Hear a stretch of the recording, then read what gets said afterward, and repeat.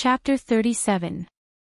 Feng Chinga seemed to have sensed something as she quickly turned around and saw his thoughtful gaze. Her heart skipped a beat as she hurriedly said, "Brother Murong, I was just impatient." Murong Yishuan smiled elegantly and said in a gentle voice, "It's already extremely rare for an ancient mythological beast to appear in our glorious Sun Country. What's more, we saw the divine light land and the mythological beast descend with our own eyes. Actually, there's no need to be too stubborn about whether we can obtain it or not. Everything depends on fate." Brother Murong is right. Chinga was just impatient. She recovered her usual calmness and gentleness as she looked at him with adoration. "Who obtained the mythological beast?" Suddenly, a voice filled with pressure came from the sky. That voice contained the aura of spiritual energy, and it clearly spread around the forest. Feeling the fluctuation of spiritual energy that was different from profound energy, the people standing at the edge of the hole were shocked. They all looked up and saw a middle-aged man standing on a flying instrument in midair. He stood with his hands behind his back as he looked down at the people below. The pressure of a powerhouse filled the air in an instant and shrouded everyone's body. Everyone only felt a heavy aura as if Mount Tai was pressing down on them. Their chests felt as if a large rock was pressing down on them, making them unable to breathe. Their legs faintly wanted to kneel under this strong pressure. Indeed, some people with lower cultivation couldn't withstand the pressure from above and knelt on the ground with a plop. The blood in their chests churned and blood flowed out from their mouths. Feng Chinga's forehead was also covered in cold sweat from that strong pressure. Her face was pale and her legs went soft. She was about to fall to the ground when Murong Yishuan helped her up. At the same time, he used profound energy to protect her heart meridian to prevent her blood from churning. "Senior, can you retract your pressure and allow this junior to speak in detail?" Murong Yishuan looked at the middle-aged man in midair. At this time, he noticed that there were a few people in midair. Some of them were on swords, some were riding on flying beasts and some were standing on flying instruments. What? The mythological beast disappeared. An old man at the side glanced down and frowned as he said to the middle-aged man who was releasing his pressure, "Retract your pressure and listen to what that brat has to say. Who obtained the mythological beast? Speak quickly." Perhaps it was because the old man had spoken or because Murong Yishuan was neither arrogant nor humble, but after the middle-aged man retracted his pressure, he said in a deep voice, "Speak what you know." Once the pressure dispersed, the people below felt as if a large rock pressing on their chests had been removed. They could finally breathe and recover. When facing such an expert, everyone below naturally didn't dare be disrespectful. Murong Yishuan cupped his hands and bowed towards the people above before saying, "Seniors, when this junior arrived here, there was already no divine beast. I don't know who obtained the divine beast. This junior is speaking the truth. If you don't believe me, you can ask the people over there.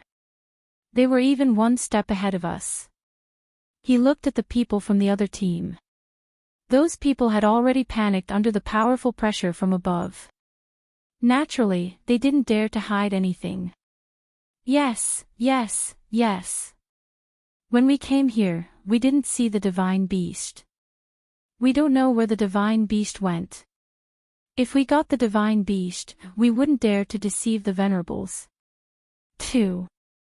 Even if he was given 100 guts, he wouldn't dare to deceive a cultivator. Chapter 38. This junior is Murong Yishuan. His voice was gentle as he spoke neither softly nor slowly. "So it's the third prince of glorious Sun Country. No wonder you have such a bearing." The middle-aged man nodded and withdrew his gaze to look at the people beside him. He smiled and said, "Everyone, the divine beast has just appeared and I believe it must still be in 9 volts forest. Let's see who can find it first with our own abilities." As he spoke, he raised his head and laughed, then rode his flying sword to search the surroundings. When the others saw him leave, they were afraid that they would be left behind, so they quickly left and began searching the surroundings. When the people below saw them leave, they couldn't help but let out a sigh of relief. There were actually 7 or 8 cultivators that appeared. One must know that they had only heard of cultivators in the past and never had the chance to see them. Now that they saw them, they were almost scared half to death. Seeing the 7 or 8 cultivators riding their flying swords, Fengchenge's eyes were filled with yearning. She looked at Murong Yixian beside her and said softly, "Brother Murong, if there's a chance in the future, let's enter an immortal sect to cultivate together." "All right." Murong Yixian replied with a gentle voice, a faint smile on his handsome face. Hearing him nod in agreement, her heart was filled with sweetness. She asked softly, "Brother Murong, are we still looking for the divine beast? With those cultivators here, we have no chance. Even if we do find it, I'm afraid we'll be killed." "Then let's go back now." Hearing this, Murong Yixian glanced at her and said with a gentle voice, "You go back first. Let the Phoenix guards escort you back. I still have to go to the mountain pass in the deepest part of 9 Volts Forest to help Elder Qin get the well mud. I'll go with you." She tugged on his sleeve and shook it gently. She said softly, "Brother Murong, I don't want to go back so quickly. I want to follow you. The depths of 9 Volts Forest aren't like here. Every 100 meters you go deeper, the danger you'll face is different. Especially the well at the mountain pass. It's said that very few people go there because there's a 3rd-rank high-level vicious beast guarding there. Be good, go home first. I'll go find you when I return." Hearing him say this, she knew that he wouldn't bring her along. She could only nod in response, "All right. I'll go home first. Remember to come find me when you return." "All right." He faintly smiled. After glancing at her, he picked out 10 people from the group he had brought and ordered, "You will follow and protect young Miss Feng back to the Feng Manor. If anything happens along the way, I will hold you responsible." "Yes." The 10 of them answered respectfully and walked behind the Phoenix guards. When Fengchenga heard his words, she felt a burst of sweetness in her heart. Only then did she reluctantly bid farewell to him and let the Feng Wei and the others escort her back first. It wasn't until Fengchenga had gradually walked further and further away that the smile on Murong Yixian's face also faded away. His serene and calm gaze deeply looked at their departing figures, then he closed his eyes, concealing the contemplation and brilliance in his eyes. On the other side, Fengzhou, who had heard the commotion behind him, jumped and rolled down the slope. He held the golden egg in his arms with one hand and pressed his body against the mud wall behind him. He tried his best to use the weeds in front of him to hide himself so that he wouldn't be discovered. In the span of a few breaths, a cultivator stepped on a flying device and flew across the sky. His eyes scanned the forest below, looking for suspicious things. Fengzhou pressed against the mud wall and didn't move at all. He even held his breath. It wasn't until the figure in the air gradually disappeared that he let out a soft sigh. Phew! That was too dangerous. This egg is troublesome. Chapter 39. She reached out and knocked on the egg, only to hear a knocking sound. She thought, this egg can't be hidden. As soon as she meets someone, it will definitely be discovered. The people flying in the air are still looking for this egg, obviously they won't leave so soon. If she carries this egg to Guanxilin, not to mention whether she can safely reach him, even if she does, she's afraid that she'll implicate him. What should I do? This is troublesome. She frowned, thinking of the contract method in her mind. Her eyes lit up, and she bit her finger and dripped a drop of blood on the egg. However, the drop of blood wasn't absorbed by the egg. Instead, it flowed down the egg. She widened her eyes. Didn't they say that an unborn beast can be contracted with a drop of blood? Are they lying? She didn't give up and squeezed 2 more drops of blood, but there was still no reaction. In the end, she could only give up. HM. What's that sound? She tilted her head slightly and looked around. She heard a faint sound that seemed to be coming from underground. Sure enough, when she looked down, she saw that the soil seemed to be half turned up, and there seemed to be something drilling under the soil. A burrowing mouse. It can't be, right? Even a burrowing mouse isn't that big. She put the golden egg into her bosom and wanted to jump away from the turned ground and climb up a tree. However, as soon as she poked her head out, she saw a middle-aged man not far away flying towards her on a flying sword. She was so scared that she instinctively retreated. However, as she retreated, she stepped on the loose soil and lost her balance, falling into the hole under the loose soil. "Ah!" She cried out in alarm. She only felt her vision turn black, and her body slid down so fast that she didn't even have time to react. Above, just as the Fengjiu slid down, two burrowing mice poked their heads out from the ground. They squeaked a few times and looked around.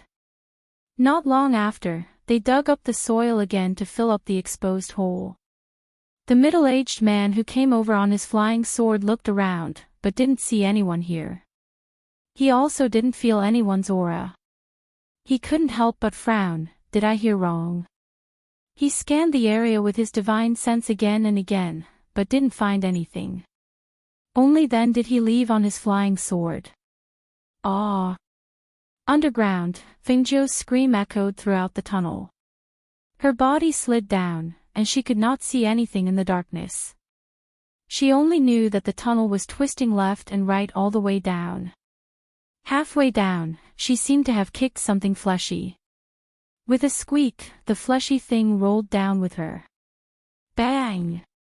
Hiss! Ah! She cried out in pain as her body slid forward. However, she didn't fall on the ground, but on the fleshy thing that had fallen first. Hiss! It hurts so much. As she slid all the way down, one could imagine the friction between her body and the burning pain all over her body. Even so, when she saw the pairs of green eyes around her in the dim light, she was so shocked that she quickly jumped up. Squeak, squeak. Squeak, squeak, squeak. Rats? Her scalp went numb. Judging from the sound, it was a rat, but the size that could be vaguely seen in the darkness didn't seem to be ordinary rats. Moreover, they were surrounding her at this moment. Thinking of the hole that was big enough to accommodate a person, and then thinking of the rats in front of her, her body tensed up. It's a burrowing mouse. Chapter 40. Squeak, squeak, squeak. There were about 45 earth-drilling mice around her, and every single one of them was terrifyingly large. Especially now that they were surrounding her, they were all staring at her and squeaking. With her strength, how was she going to resolve this predicament? Should she kill all 40 to 50 earth-drilling mice? These earth-drilling mice were clearly mutated, so it wouldn't be easy to deal with them. Just as she was thinking, she felt a gust of wind attack her. A earth-drilling mouse on the left squeaked and suddenly pounced on her. She endured the pain coming from all over her body and swept her gaze around. The dagger in her hand instantly swung out, and a faint crimson profound chi aura accompanied the dagger as it streaked through the air. With a whoosh, it pierced towards that earth-drilling mouse. It was also at this moment that the remaining 40 to 50 earth-drilling mice squeaked and suddenly pounced on her, surrounding her and tearing her apart. Hiss! The pain made her cry out in pain. The biting of 40 to 50 earth-drilling mice did not slow down the speed of the dagger in her hand. At this moment, she was like a killing god as she spun around and waved the dagger, stabbing and pulling it out. There was only one thought in her mind, and that was to survive. Squeak! Squeak, squeak. The number of earth-drilling mouse corpses on the ground increased, and the earth-drilling mice surrounding her no longer dared to approach her. This was because the corpses around her had already piled up into a small mountain, and the thick stench of blood permeated the pitch-black space. As for her, her body was dripping wet and warm. It was her blood, and also the blood of those earth-drilling mice. Come on. Don't dare to pounce on me anymore. Her voice was cold and evil, and her gaze was sharp and cold as it swept across the retreating earth-drilling mice. The bloodthirsty murderous aura and the fresh blood all over her body made her look like a killing god bathed in blood. Just her terrifying bloodthirsty aura alone was enough to make the remaining earth-drilling mice not dare to come forward. Don't dare. Ha! I haven't killed enough yet. As soon as her bloodthirsty voice fell, her figure moved, and the dagger with a cold glint and sharp aura once again pierced towards an earth-drilling mouse. Her speed was so fast that it simply did not allow it to dodge. Squeak! A mournful scream rang out, and a stream of blood splattered out. Another earth-drilling mouse died under her dagger. Creak, creak. The remaining dozen of them screamed and fled into the caves in panic. She pursed her lips and glanced at the caves. Then, she walked towards the direction where the breeze came from. Step by step, she left behind footprints. Every step left behind a drop of blood. After walking for nearly an hour, the first thing she heard was the sound of flowing water. Then, it was the gradually brightening light. Due to the flowing water, the air became a little more humid. At this moment, her entire body was in unbearable pain, but she still gritted her teeth and walked step by step until she arrived at the source of the flowing water. It was a deep pool. The bottom couldn't be seen, but it was extremely clear. The water was flowing, it was just that no one knew where it flowed to. However, there was no road in this area. The light was slanting down from above, as if they were at the bottom of a deep valley. The cliffs were covered in moss due to the gentle flow of water, and there were some vines hanging down from the surroundings. She retracted her gaze after a single glance. What she needed to do now was not to leave this place, but to heal her injuries. If he didn't treat the wounds caused by the burrowing rats, he was afraid that they would become infected. Fortunately, there was a deep pool here. Chapter 41. She narrowed her eyes and felt the bone-chilling coldness of the pool, as well as the waves of pain from her wounds.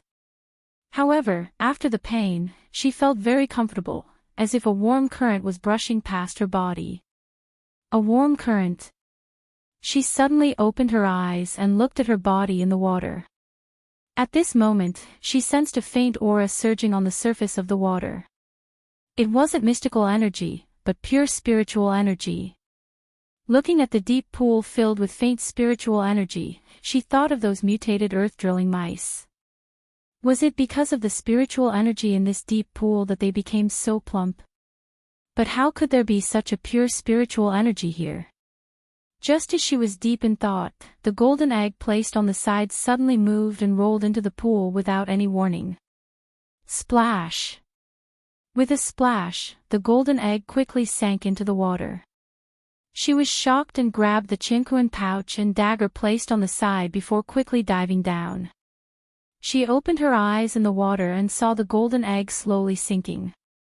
However, the deeper she went, the deeper the clear pool became. It was as if it was a bottomless pit filled with mystery. She was worried that she wouldn't be able to hold her breath if she dived any deeper. She was also worried that she would encounter something at the bottom of the pool if she dived any deeper. Thus, she increased her speed and dived deeper. When she saw that she was getting closer, she reached out to grab the egg. However, just as she was about to swim up with the egg in her arms, she caught a glimpse of what seemed to be a stone door covered in moss at the bottom of the pool. Although she was puzzled, she wasn't curious at this moment because she couldn't hold her breath. She quickly held the egg with one hand and swam upwards with the other. However, at this moment, the door at the bottom suddenly creaked open slowly. A strong suction force came from the door, like a whirlpool at the bottom of a pool, sucking her and the water into the door. Under the strong suction force, she couldn't avoid being sucked into the whirlpool and into the door. However, under the pressure of the water and the suction force, she only felt the blood in her heart churn. She spat out a mouthful of blood, which landed on the golden egg in her arms. However, she didn't see the blood she spat out being absorbed by the golden egg before her vision turned black and she lost consciousness, it was also at this moment that a faint layer of golden light appeared on the golden egg. The complicated patterns that had disappeared on the eggshell reappeared and gradually extended outwards along with the golden light.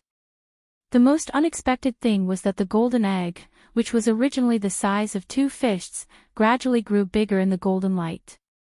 It was still in Fengzhou's arms, but at this moment, it was as big as a big watermelon. On the other hand, a crimson-red pattern of a flaming phoenix appeared between Fengzhou's brows, and her entire body was enveloped by a golden light. Moreover, the wounds on her body were healing at a speed that was visible to the naked eye. With a loud boom, Fengzhou, who had been sucked into the whirlpool, fell to the ground. The water in the whirlpool splashed onto her body. The gravity and pain gradually made her regain consciousness. When she slowly opened her eyes, she was blinded by the golden light. Ka-cha! The crisp cracking sound startled her. She just happened to see the golden egg in her hands become as big as a watermelon. There was even a crack on its surface. Ka-cha! Chapter 42. After the eggshell cracked open, what came out was not a little phoenix, but a naked child with his hands and feet together and his buttocks slightly raised. A faint golden light that contained a rich spiritual aura pervaded his body and gradually dissipated. As if he had just woken up, he raised his head slightly and opened his eyes that were as clear as water. He looked at the similarly naked Fengzhou in a daze. After a long while, he seemed to have reacted. Those pair of black eyes glared and 2 clusters of scarlet flames burned inside. He suddenly jumped up, one hand on his fleshy waist and the other pointing at Fengzhou on the ground. His tender voice was filled with disbelief and anger. "You woman! This noble one is an ancient divine phoenix. You actually imagined this noble one as a human brat. Even if he could transform into a human when he grew up in the future, he never thought that he would turn into a human brat when he came out of his shell. He was a little fire phoenix. A little fire phoenix." Because of the contract, the contractor's imagination of him before he was born could directly determine whether he would be born as a beast or a human. However, if he was born as a human, he would have to wait until he reached adulthood before he could transform into a phoenix. Who knew how long it would take for him to reach adulthood? Then before he reached adulthood, wouldn't he have to parade around like a little brat? The more he thought about it, the angrier and sadder he became. He wanted to cry but didn't want her to see him make a fool of himself. He could only fiercely glare at the main culprit. Fengzhou was dumbfounded. A little brat really hatched from this egg. All right. Actually, when she received the egg, she had imagined what the phoenix that hatched from this golden egg would look like. Then, she accidentally recalled the cute appearance of a chubby little brat. Right now, she saw this little brat with one hand on his fleshy waist and the other glaring at her. His bare little body and his little elephant trunk swayed in front of her. Her hands ached and she reached out to flick that little elephant trunk. "Aw! What are you doing?" A certain arrogant little fire phoenix finally remembered his bare appearance. His little darling being teased made him both embarrassed and angry. He hurriedly retreated a few steps and covered his body with both hands. You shameless woman!" he roared in anger and shame. His delicate little face was flushed red, but his young and tender voice didn't make his roar sound intimidating at all. At this time, as if he just saw her naked body, he quickly covered his eyes with one of his hands and turned around. "You're not wearing clothes." This time, even his ears began to turn red. Fengzhou glanced at the overreacting kid and continued to tease him. "I can see your little butt." "Aw! You shameless woman. Shameless, shameless." He was so anxious that he stomped his feet, but he didn't know how to scold her. All he could do was shout, "Shameless." Fengzhou was amused and couldn't help but chuckle. At this moment, she lowered her head and noticed that all the wounds on her body had healed. A hint of surprise flashed through her deep eyes. Her eyes moved slightly as she thoughtfully looked at the little fire phoenix, who was now covering its little butt with both hands. Was it because of this little brat? She took out a piece of cloth from her universe bag and wrapped it around her chest. Then she took out a set of men's clothing and tied it with a belt. Only then did she reach out and hug the naked little brat. "Ah! What do you want to do?" Chapter 43.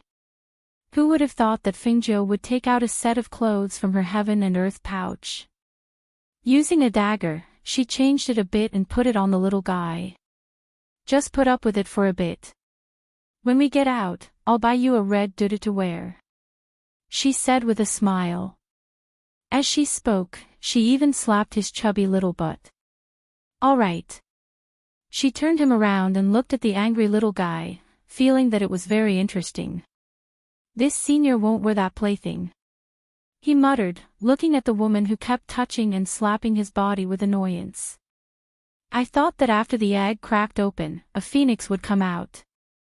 I never thought that it would turn into a little brat." "AI, then will you become a phoenix?" she asked curiously. It would have been better if she didn't mention it, but once she mentioned the arrogant little fire phoenix, he became angry. "You still have the nerve to say that? This senior is an ancient divine beast, but this senior was born in the form of a human. This is all your fault." Fingjo rubbed her nose. "How would I know that my random fantasy would come true?" "Humph." He gave a heavy snort. Crossing his arms in front of his chest, he angrily turned his head away, not looking at her. Fingjo smiled without caring.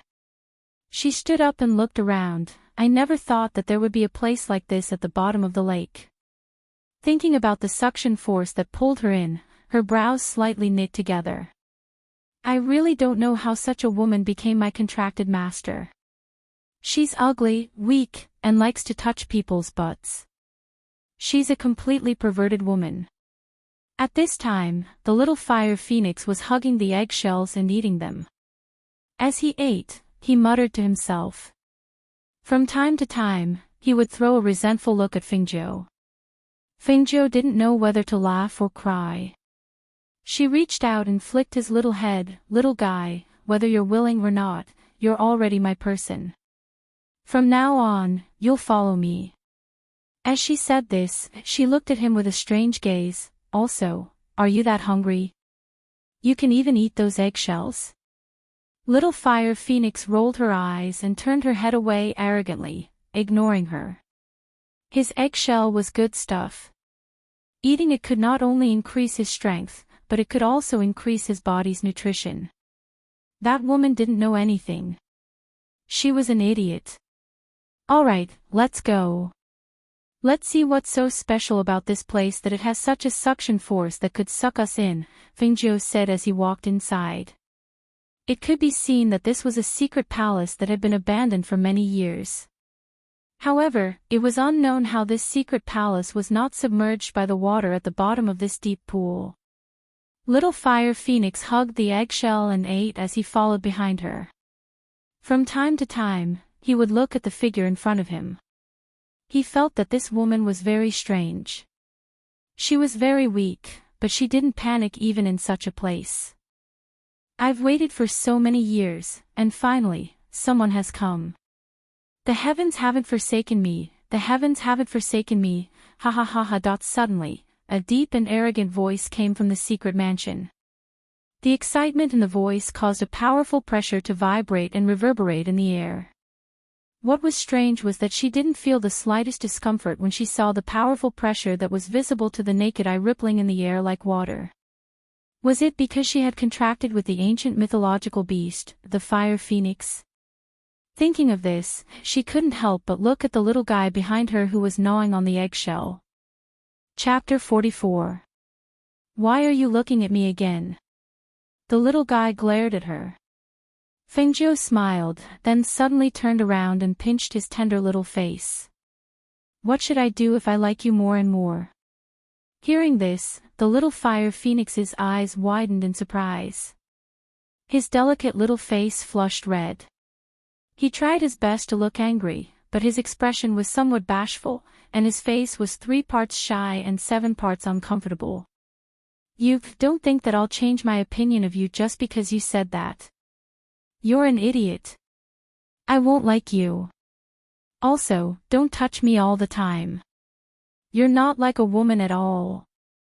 After saying that, he proudly looked away, not looking at her. Fengjiu smiled. She felt that this little brat's awkward and shy appearance was really cute. Little girl, come here, let me have a good look. That deep and arrogant voice resounded once more, and this time, it was accompanied by a suction force that sucked Fengjiu's entire body into it. Stupid woman. After eating the eggshell, the little fire phoenix was wiping his hands when he saw her being sucked in by a force. He couldn't help but cry out in alarm and quickly followed. Fengjiu only felt that she couldn't move, and couldn't even shout. In the blink of an eye, she was sucked in and arrived in front of a skeleton. In the next moment, a force invaded her meridians. She felt that under the invasion of that force, her whole body was exposed under the sun. There were no secrets to speak of. When the little fire phoenix caught up, he bumped into a layer of enchantment and was isolated outside. He couldn't get close to Fengjiu. Seeing her standing motionless in front of the skeleton, he panicked and shouted, "Stupid woman! Stupid woman, how are you? Profound spiritual body. It's actually a profound spiritual body. Ha ha ha ha. I, Chu Batian, actually encountered a profound spiritual body that's hard to come by in 1,000 years. Ha ha ha.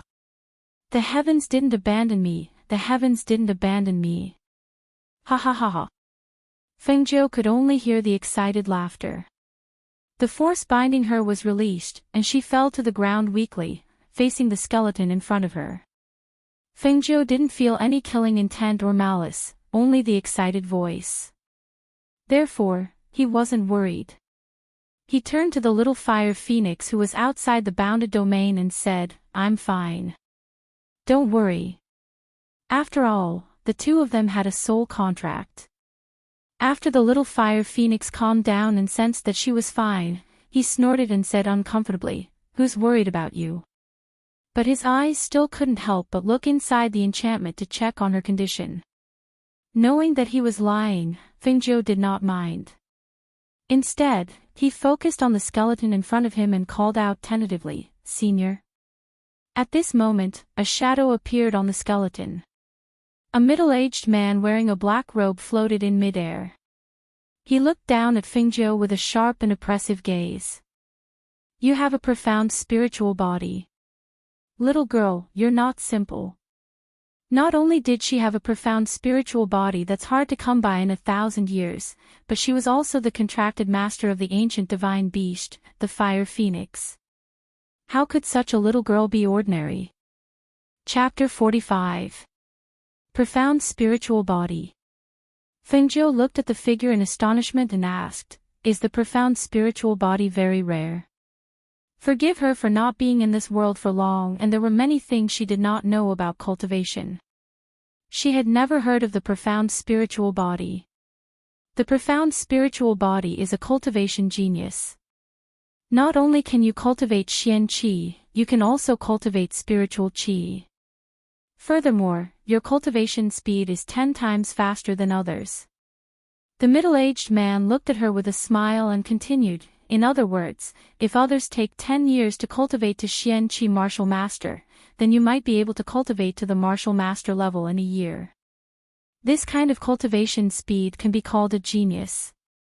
Hearing this, Fengjiu was startled and said, "That can't be right. I've tried to cultivate spiritual qi into my body, but I didn't feel any difference in my body. I didn't have the kind of cultivation speed that Senior described." She had spent a lot of time cultivating spiritual qi into her body. Furthermore, the Xian qi in her body was not enough. That's because the profound spiritual qi in your body has not been opened. He stared at her with a burning gaze. "I hope that you will take me as your master. This way, I will open your profound spiritual qi and help you cultivate. If it was anyone else, hearing such a strong person say that he wanted to take them as his disciple, they would probably agree without hesitation. However, Fengjiu raised her eyebrows after hearing this. She looked at the old man and did not speak for a long time. "You're not willing." Seeing that Fengjiu did not react with joy, he frowned and released his spiritual qi. However, he found that his spiritual qi did not have any effect on someone like her who had a contract with an ancient divine beast. He gave up and sighed. "You don't have to worry about my motives. I only hope that after you become my disciple, you can help me with 3 things. Hearing this, Fengjiu thought for a while before saying, "Senior, please tell me. If it is within my ability and does not go against my style of doing things, I can agree." Hearing this, the middle-aged man laughed loudly. "Good. I see that you are also a casual person. Your temperament is somewhat similar to mine." Fengjiu smiled and said nothing. "Little girl, I used to be the palace master of the Tianyuan Palace, Chu Batian. When I was in my prime, no one dared to oppose me. As long as I think it's right, I'll definitely do it." Back then. He told Fengjiu about his life in detail. Fengjiu also listened attentively. From his words, he knew that he was a willful person, but because he was too willful, he was regarded as an evil demon by the orthodox immortal sections. He had a treasured sword that could cut through iron as if it were mud, named Qingfeng. A righteous immortal had coveted his Qingfeng treasured sword and slandered him for massacring a mortal village, causing him to be hunted down by powerful cultivators from all over the world. As a martial emperor, he was not afraid of those cultivators who were weaker than him. However, they had captured his clansmen and threatened him. As a result, he had escaped with serious injuries and died in the end. For so many years, he had been waiting for a fated person to come here and receive his inheritance, rebuild the Tianyuan Palace for him, and fulfill his wish. The first thing is to rebuild the Tianyuan Palace. What about the second and third things? The second thing is to enter the Thousand-Sword Tomb and retrieve the Qingfeng sword. As for the third. Chapter 46. Hearing that the request was reasonable, Fengjiu nodded and asked with a smile, "Since it's an apprenticeship, is Senior only going to help me open my Xianling meridians?" If there weren't any practical benefits, she would have been at a disadvantage. "Ha ha ha, of course there's more than that." The middle-aged man laughed, looking at Fengjiu with admiration. Hearing this, she didn't say anything else. Instead, she knelt down and bowed. "Master, please accept a bow from your disciple, Fengjiu." Saying so, she respectfully kowtowed.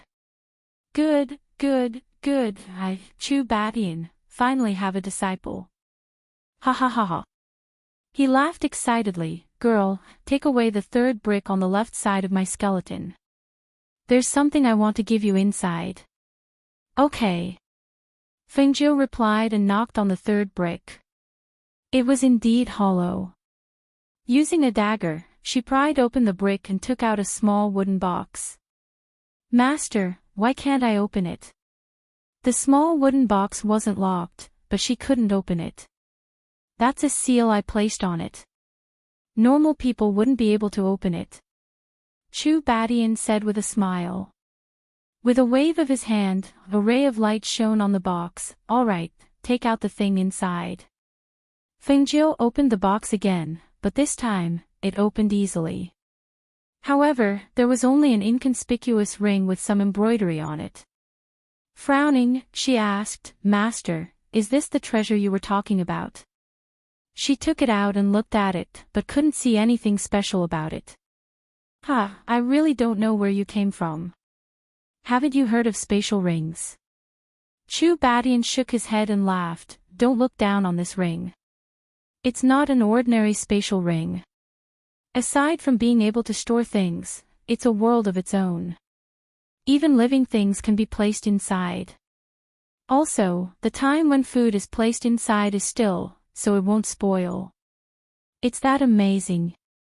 How did Master get such a treasure? This should be even more priceless than the Qingfeng sword." With something like this, who would want his Qingfeng sword? I got this spatial ring by chance. Back then, I only thought of it as an ordinary item, so I didn't know it was a spatial ring. After all, it's impossible to find a spatial ring in this place. It was only after I was heavily injured that I dripped a drop of my blood into the ring that I knew it was a spatial ring. Speaking up to here, he paused and continued, ever since I died, the soul contract with the ring's soul. You only need to drip a drop of blood to bind it, and you'll be able to enter it. There are all the treasures that I've collected in my life. These are all the treasures I've left for you. I can to myself to enter the spatial ring. She thought. Chu Baishan's right. If I to Chu Batito the spatial ring to Batianan, to be to hide. Chu Batian didn't know what Chu Batian was thinking. If he knew, he would definitely be pissed to death.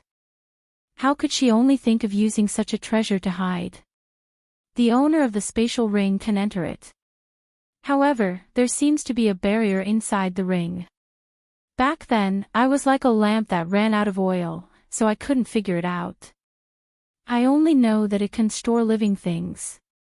As for the rest, you'll have to slowly explore it in the future. Chapter 47. Hearing this, Fengjiu raised her head to look at him. Seeing that the shadow was gradually weakening, she stepped forward. She knew that this shadow was floating in the air because of the last strand of his essence blood and divine sense. Once that strand of essence blood and divine sense was exhausted, he would disappear from this world forever. Steady your mind and calm your heart. The process will be a little painful, but you must endure it. Chu Batian said in a low voice. Only then did he envelop her with the last of his essence blood. A visible light surged through Fengjiu's body, seeping into her meridians and expanding them. Pain. A heart-wrenching pain. All the meridians in her body were being forcefully expanded by a strong flow of energy. From small to large, it was as if they would explode at any time.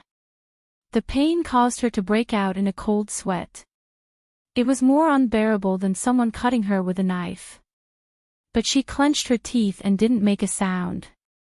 Her hands were tightly clenched into fists, her nails piercing into her palms, causing traces of blood to seep out. Little Fire Phoenix, who was outside the enchantment, saw her pale face. It was a little worried and paced back and forth outside. It wanted to make a sound but was afraid of disturbing her. It could only watch her suffer the pain of her tendons expanding. About an hour later, the aura that had enveloped her finally dissipated, and she fell to the ground weakly, gasping for air. Seeing this, Little Fire Phoenix was a little anxious. He hurriedly shouted, "Stupid woman! How are you?" Fengjiu endured the weakness in her body and stood up. Looking at the shadow, she asked, "Master, how are you?" "I'm already an ancient person. I've been guarding the last of my essence blood and divine sense for a disciple like you. I have no regrets." Chu Batian looked at her and said, "Girl, before you're strong enough to protect yourself, you must remember to keep a low profile.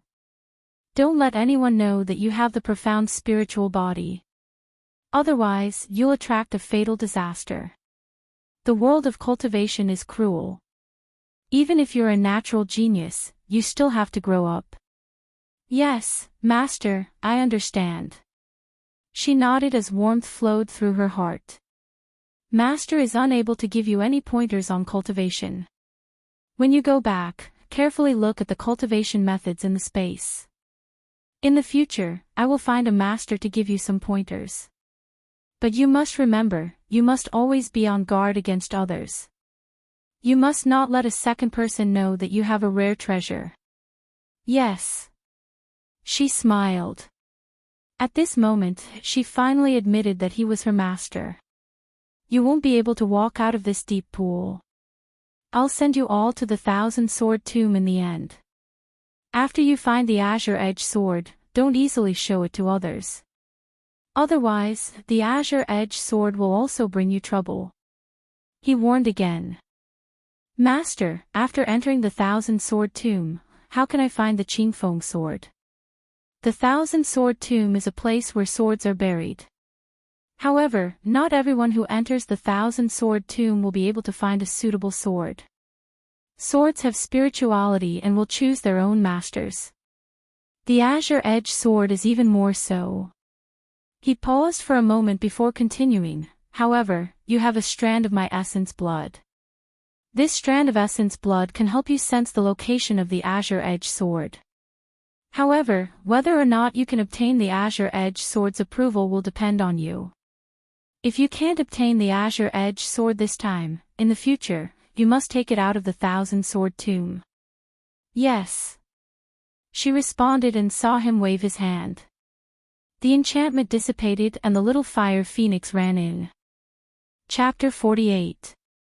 When Fengjiu regained her senses, she and little fire phoenix were already in the sword catacomb. As far as the eye could see, it was filled with swords, as well as the sharp sword aura in the air. She lowered her head to look at the little fellow who was tugging at the corner of her clothes, then opened her hand to reveal an unremarkable ring. She bit her finger and dripped a drop of blood on it. The originally embroidered ring flashed with light and actually returned to its original state, but it was still unremarkable. She put the ring on her finger and it automatically became compatible with her finger. She injected her divine sense into it and sure enough, it was as her master had said. There was a space inside with many spells and treasures. When she wanted to explore further, she found that she was blocked by a force.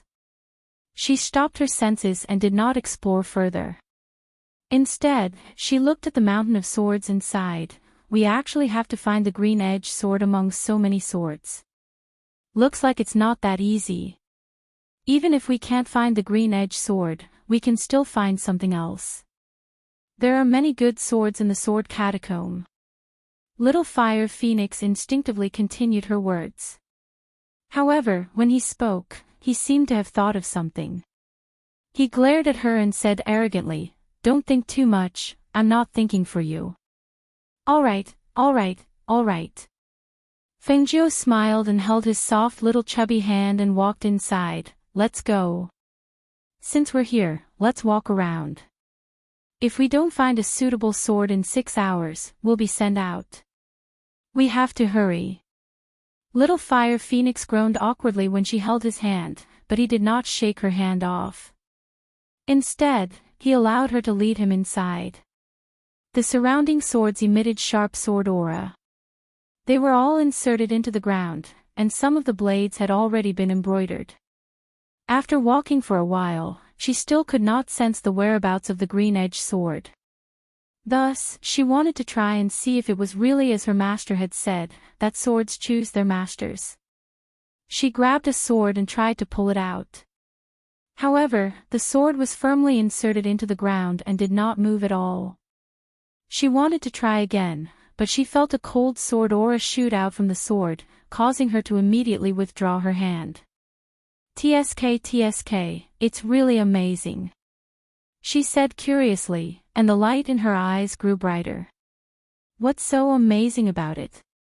The swords of the sword catacomb have always been like that. Little Fire Phoenix pursed his lips and looked up at this stupid woman who was completely like a layman. He frowned and said, "You're not really planning to slowly search here, are you?" Upon hearing this, Fengjiu was stunned. What else? Little Fire Phoenix looked at her with disdain. You're really stupid. Being looked down upon, Fengjiu felt helpless. Who asked her to be so ignorant? Didn't that person leave you a strand of essence chi? Close your eyes and try to sense if there's any aura of the Azure Edge sword in the surroundings. Will this work? The little fellow raised his chin and said in a deep voice, "The Qingfeng sword is not an ordinary sword. Furthermore, you have a strand of its previous owner's blood essence. Of course you can sense its location. I'll give it a try." She did as she said. Fengjiu immediately closed her eyes and did not think about anything. She only quietly sensed the sword aura in the sword tomb. After about half an incense stick's time, she suddenly opened her eyes. Her eyes were filled with surprise. Chapter 49. She brought the little fire phoenix to the place where the azure edge sword's aura was emanating. It was a small mountain top, and there were all kinds of treasured swords on it. The azure edge sword was at the very top of the mountain top, and at this moment, there was a sharp sword aura floating on the sword, and a low sword hum entered her consciousness, causing her mind to tremble. Is that the azure edge sword? She stared at the sharp sword emitting a cold light at the top of the hill, and she felt her blood boiling. This feeling was very strange. Buzz! A sword hum was transmitted into her ears. Standing at the bottom of the hill, she saw the azure edge sword at the top of the hill vibrating. The sword hum was emitted from the sword's body, as if it was howling excitedly. The sword aura on the sword's body became sharper until the azure edge sword was pulled out with a whoosh, and slashed down at her from the top of the hill. The little fire phoenix was slightly surprised at this scene. A spirit sword would choose its master, but it was rare to see a spirit sword like this that didn't even need her to pull it out. He looked at her with a strange gaze, but he couldn't tell what was so special about her. Whoosh! The long sword fell to the ground, and the tip of the sword pierced into the ground, just right by Fengjiu's right hand. Fengjiu reached out and grasped the azure edge sword. He felt a strong vibration accompanied by a sword hum from the sword's body, reaching his soul. He used a little strength to pull the sword out. With a whoosh, the sword emitted a cold light, and the originally rusty treasured sword looked as if it was newly forged. Seeing the sword's body emitting a faint green light, and the 3 words engraved on the sword's body emitting a layer of cold light, she couldn't help but praise, "What a good sword." With a twist of her hand, she waved the sword, and the biting cold sword aura cut through the air, extremely sharp. Master must have never thought that the azure edge sword would choose me as its master. She smiled lightly, and put the azure edge sword into her interspatial ring. Only then did she realize that it hadn't even been 6 hours, and they still couldn't get out. Since we can't get out now, why don't we find a place to sit for a while? It's a good opportunity for me to see what kind of books there are in the space. As she spoke, she led the little fire phoenix to a place where the sword chi wasn't so strong. Just as she was about to take out a book that could conceal one's aura from her space, she suddenly felt the little fellow's gaze on her face. She looked up and asked with a smile, "What's wrong?" Caught peeking, he quickly averted his gaze and averted his eyes in embarrassment, not daring to look at her. But he couldn't resist the curiosity in his heart, so he hesitated and asked, "Why are there so many scars on your face?" Now that he mentioned it, she remembered that she had been soaked in the water for a while. The medicine on her face had long been washed clean, revealing her scarred face. She reached out and touched her face. "A bad woman took a knife and scratched my face." Her tone was a little careless, but the coldness in her eyes was hard to detect. Little Fire Phoenix frowned. "Then you won't fight back?" "I can't beat her," she said with a smile. She thought to herself, she wasn't the same person back then. If it was her, she wouldn't have ended up in this state. "That's why you don't believe me when I say you're weak. But that's fine, as long as this lord is strong, this lord will protect you in the future." Chapter 50. Hearing his words, Fengjiu's eyes carried a smile as she reached out to pinch his tender little face. "Didn't you dislike me a lot? This sovereign does dislike you, but you're my person. This sovereign can bully you, but how could I let others bully you?" The little fellow spoke in a spirited manner, but it was a pity that his tender voice was so soft that it didn't have any power at all. "With your small body." She raised her eyebrows and revealed a light smile. "You'll probably fall with a single push." Seeing that his strength was being doubted, he immediately stood up and loudly said, "This sovereign is the ancient divine beast Flame Phoenix. Although I'm still in my infancy, this sovereign has received an ancient inheritance, so my strength is very strong." "Good, good, good." Then tell me, what do you know? She lightly smiled, a bit disapproving. After all, he was just a 3-year-old little brat, how strong could he be? Don't look at this sovereign's child appearance, this sovereign's strength is even stronger than a nascent soul cultivator. If it wasn't for that person's divine sense restraining the secret palace, that barrier wouldn't have been able to stop this sovereign. The little fellow slightly raised his chin, looking at Fengjiu with an expression that said, "I'm very strong." She couldn't help but slightly raise the corner of her lips as she looked at him with a gaze of worship. "So you're actually this strong?" "Of course." His face was full of pride and his eyes were in high spirits. "But no matter how strong you are, you're still only my contracted beast. I'm still your master." She smiled as she reminded him of the fact that he wanted to forget. Sure enough, she saw his entire body wilt as he looked at her with hidden bitterness. "That's right, why don't you enter the space first? Otherwise, a little brat like you will definitely attract attention if you appear in the 9 volts forest. If those cultivators find out that you're the little fire phoenix, then it'll be terrible." Because when her master sent them over, he said that they would still appear in the 9 volts forest after leaving the sword tomb. Because they were originally under the 9 volts forest, he could only send them out of the water, but he couldn't send them out of the 9 volts forest. The little fire phoenix who originally wanted to refuse reluctantly nodded after hearing her words. Because her strength was too weak, and although he was strong, it would be troublesome if he went out and attracted attention. "Good girl." Seeing him nod, Fengjiu picked him up and kissed him. Seeing his little face turn red and his shy expression, Fengjiu couldn't help but laugh. Fengjiu used his spiritual will and the little fire phoenix entered the space. 6 hours later, a vortex appeared in the sky above the sword tomb, and then she was sucked into it. Where is this? She looked at the place where she suddenly appeared. It seemed like she was still in the 9 volts forest, but there wasn't a single person in the surroundings. Not even a single beast could be seen. It was so quiet that it was somewhat terrifying.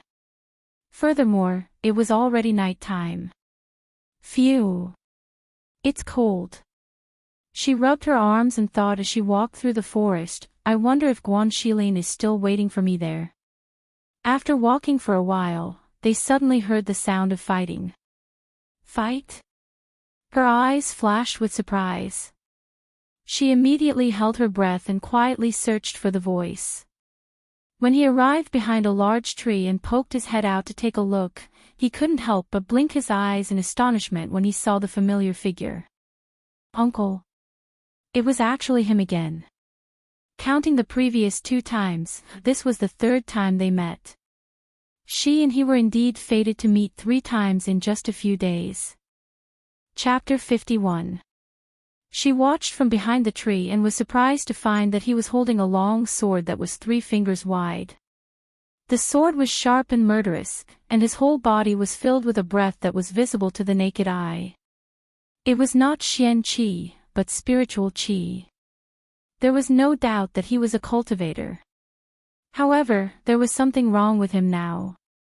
Although he was trying his best to suppress it, what was the layer of white frost that condensed on his beard, eyebrows, and face if it was not frost? Frost? Why was there suddenly frost on his body? Ah! With a mournful scream, the last black-clothed man's chest was pierced by a cold sword. That black-clothed man half knelt down, blood flowing out of his mouth. His eyes were fixed on the last black-clothed man. He opened his mouth, wanting to say something, but no words came out. In the end, he fell down without even taking a breath. At this time, Ling Mohan's body was trembling slightly, as if he was frozen. He stood there quietly, like an ice sculpture. The cold air that permeated his body was like 1,000-year-old ice. She could feel the coldness even though she was hiding 10 meters away. Bang! He fell straight down, his body trembling on the ground and gradually curling into a ball. Not only that, the frost on his face seemed to be thicker and thicker. Seeing that the situation was not right, she quickly ran over. Uncle. Uncle, what's wrong with you? She came to his side and squatted down. She was about to help him up, but when she touched him, she felt a piercing cold. Hiss. It's so cold.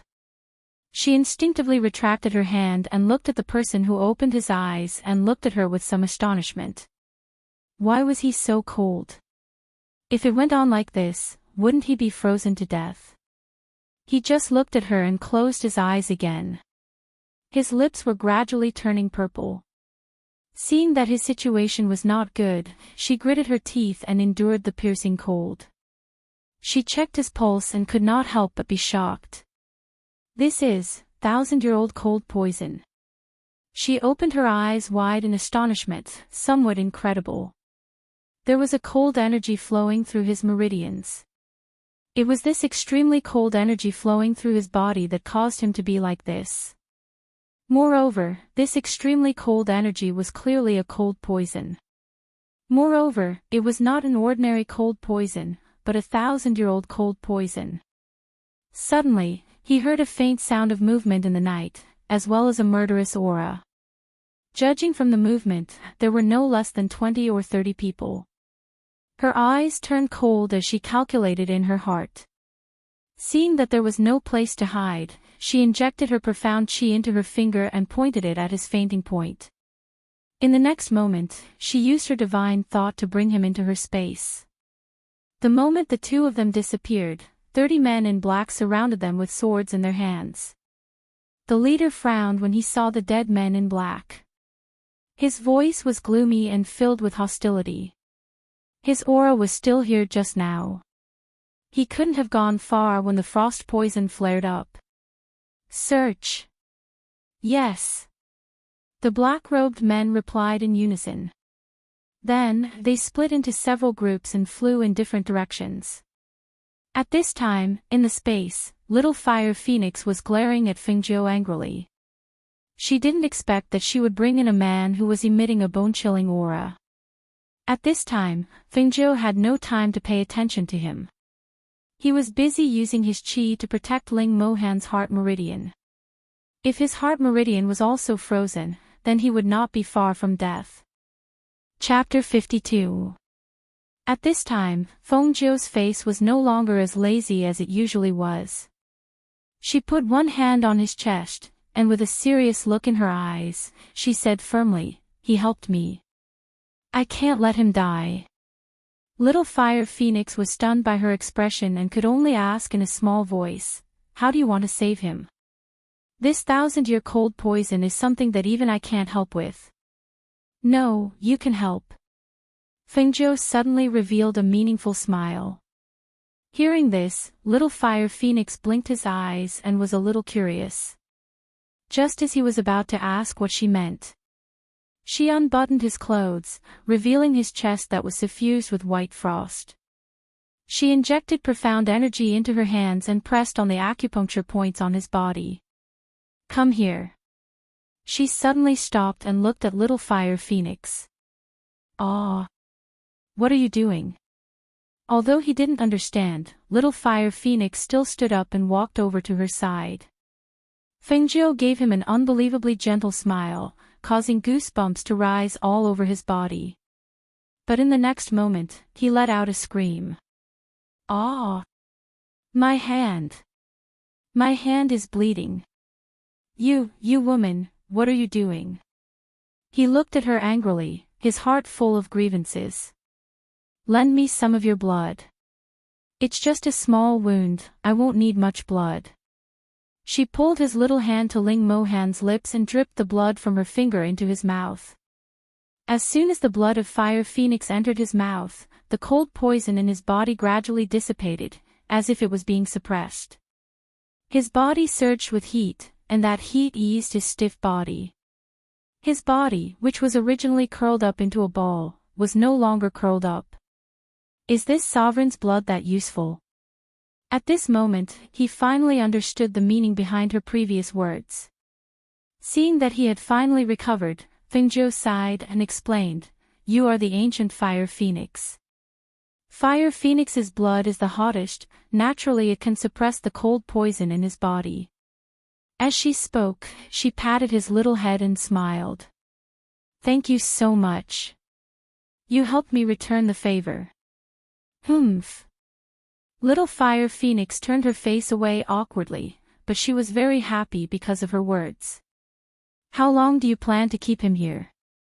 What if he wakes up? There are people chasing after him outside.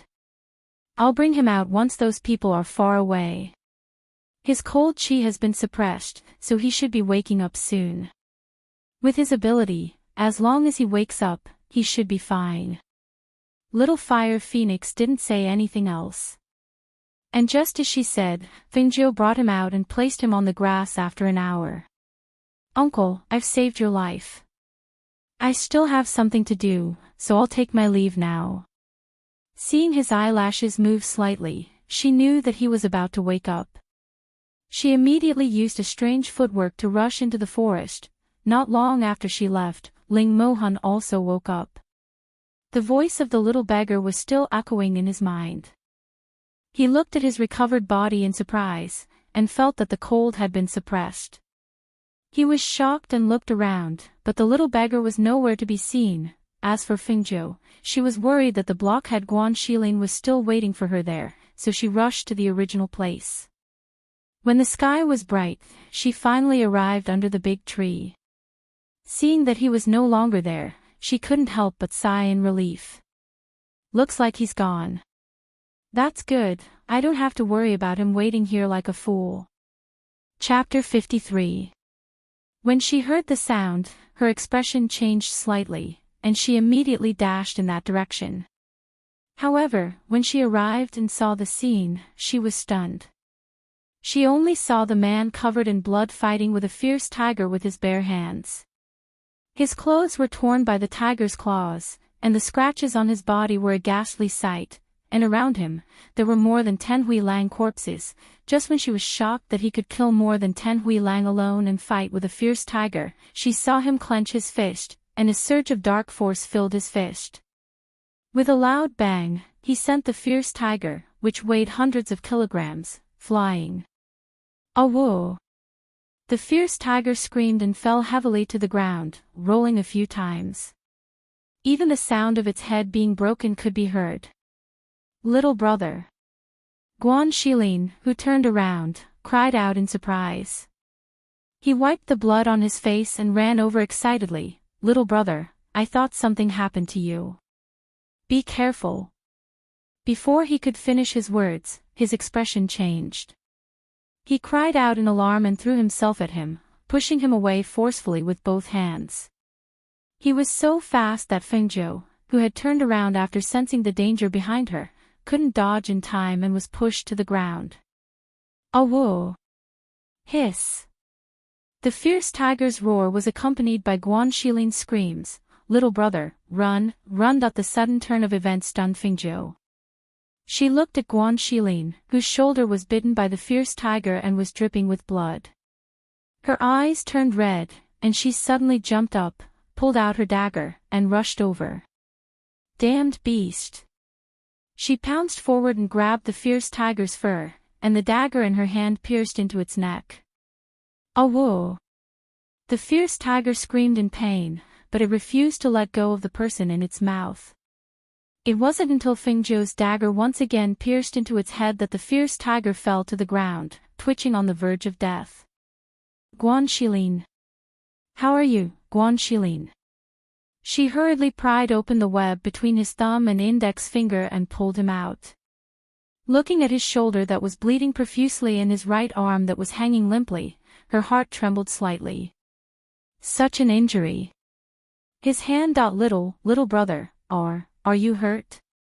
He asked worriedly in a weak voice. Hearing his words, her heart clenched tightly. Her heart ached and her eyes became slightly hot. She could only take out medicine to stop the bleeding and sprinkle it on his wound while cursing. Do you think your life is too long? Who asked you to save me? I could have avoided it, so why did you push me? No one had ever stood in front of her without any regard for their own life, but he, this foolish blockhead, had done so. What an idiot. He was so stupid. But for the first time, a corner of her cold heart was shaken. A strange feeling made her heart ache, and her slightly hot eyes seemed to be covered with a layer of mist. She couldn't see his face clearly. I'm sorry. I was in a hurry and forgot. He pulled out a simple and honest smile. But because his injuries were too serious, his face was too pale, and his body was covered in blood, he looked like he could die at any time. Little brother, don't cry. I'm fine. I'm just a little tired. I want to sleep for a while. Chapter 54.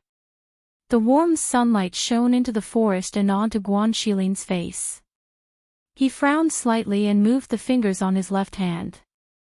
After a while, he slowly opened his eyes and stared blankly at the sunlight that shone through the leaves above his head. You're awake. The soft voice made Guanshilin startled. Little brother. He wanted to sit up, but the wound on his body was pulled and he gasped in pain. You're still injured. Don't move. Fengjiu held him down and looked at him with a complicated gaze. You don't even know my name. Why did you protect me with your life? Little brother, are you angry? He looked at him nervously. Answer me. Seeing his serious expression, he could only say, I'm older than you, and you're my little brother. If there's any danger, of course I have to protect you. Fengjiu was slightly startled. He didn't expect such a simple reason. Little brother. My name is Fengjiu. She suddenly opened her mouth and looked at his stunned face. And I'm a girl. Aw. W. This time he was so shocked that he stuttered. No matter how he looked at him, he didn't look like a girl. Which girl would dare to face a pack of wolves alone like him? Moreover, he always thought that Keith was him, and never thought that Keith was actually her. Looking at him stupidly, her eyes flashed. The bone in your right shoulder was bitten off by that beast. Oh. He glanced at her and replied. What I mean is, your right hand is crippled. This time, he paused and narrowed his eyes. Yes. Do you regret it? Hearing this, Guanshilin looked at her, shook his head, and said seriously, I don't regret it. If I didn't block it and it bit you, you might not have survived. I'm a man, and I'm strong. It's just one arm, so it's fine. I can't hold a sword with my right hand, so I'll practice with my left hand. Hearing this, Fengjiu was startled for a long time. After a while, he revealed a smile. You really are an idiot. Little brother, no, Xiaojiu, I'm not stupid. I'm just more honest. He grinned and chuckled, not at all dispirited by his crippled right hand. Would an honest person say that he's honest? She raised her eyebrows and looked at him. She secretly decided that she would definitely cure his right hand. Xiaojiu, did you encounter any danger when you went to pick herbs? Why are you gone for so long? Thinking about how he had waited there for an entire day and night without seeing her return, he thought that she had encountered another ferocious beast, so he wanted to run over to look for her. Unexpectedly, he was besieged by wolves and tigers. There was an accident, and I was chased by 2 bears all over the forest. Are you hungry? I'll go hunt some wild animals nearby and roast them. She briefly explained, not intending to say much about what she had encountered in the past day and night. I'm hungry, but don't go too far. He said worriedly. Got it. She smiled, got up, and walked around. A few days later, in Jiufu Forest. During this period of time, the two of them had become closer. Knowing that Fengjiu was alone, Guanshilin shouted that he wanted to acknowledge her as his sister. Fengjiu couldn't persuade him, and also felt that it was a good idea to acknowledge him as an older brother. Thus, the two of them performed a simple ceremony to confirm their sibling relationship. Chapter 55. Yes, sure. Let's leave this place first. For her, it didn't matter where she went.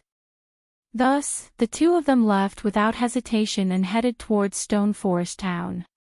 2 days later, in Stone Forest Town, Guan Shilin's clothes were tattered and stained with blood. His handsome face was covered in black patches, and his muscular arms made him look like a savage. As for Fengzhou, his white clothes had turned gray, and his face was smeared with medicine. He looked dirty and messy, no different from a beggar. When the two of them entered Stone Forest Town, they naturally attracted a lot of disgusted gazes. Even the people who passed by them avoided them as much as possible to prevent them from bumping into them. The atmosphere in town is really different. Fengzhou took a deep breath. He could smell the fragrance of various snacks in the air. Xiaozhou, let's change our clothes first. Otherwise, the inns won't let us in. Guan Shilin said as he tugged at his tattered clothes. Okay, let's see if there are any ready-made clothing stores nearby. As she spoke, she looked around. Suddenly, her gaze fell on a certain spot. She pulled Guan Shilin over and said, "Over there. There's a shop over there." Wait. He hurriedly pulled her back and asked in a low voice, "Xiaozhou, do we have money?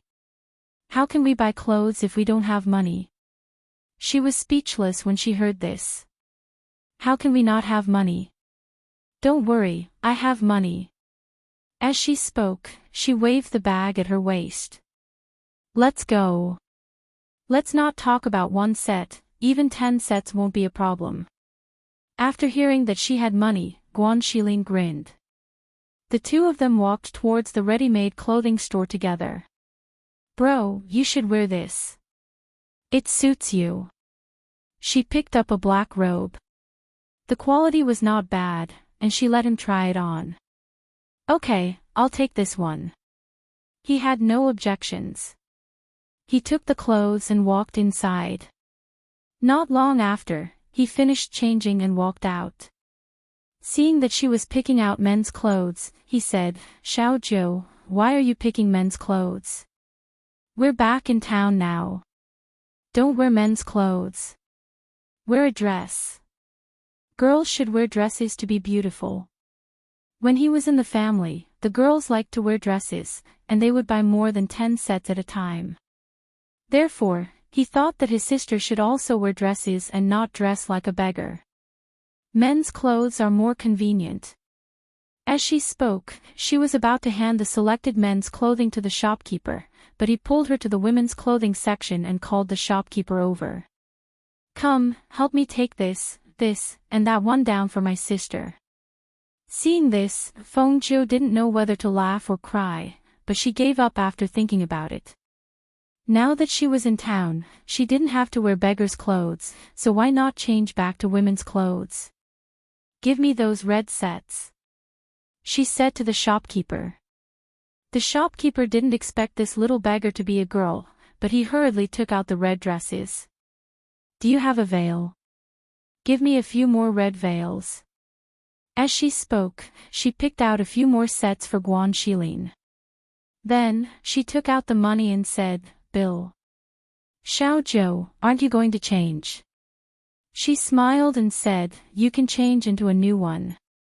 Mine isn't torn, but it's a little dirty.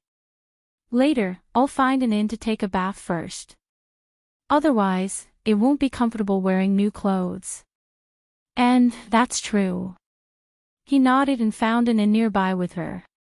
"Xiaozhou, go take a bath first. I'll guard the door for you." Outside the guest room, Guan Shilin took a step forward, intending to be the door god. Seeing his posture, Fengzhou couldn't help but laugh. "No need. This is an inn. I can just close the door. There's no need for you to guard the door for me. You should go take a bath too. I'm hungry.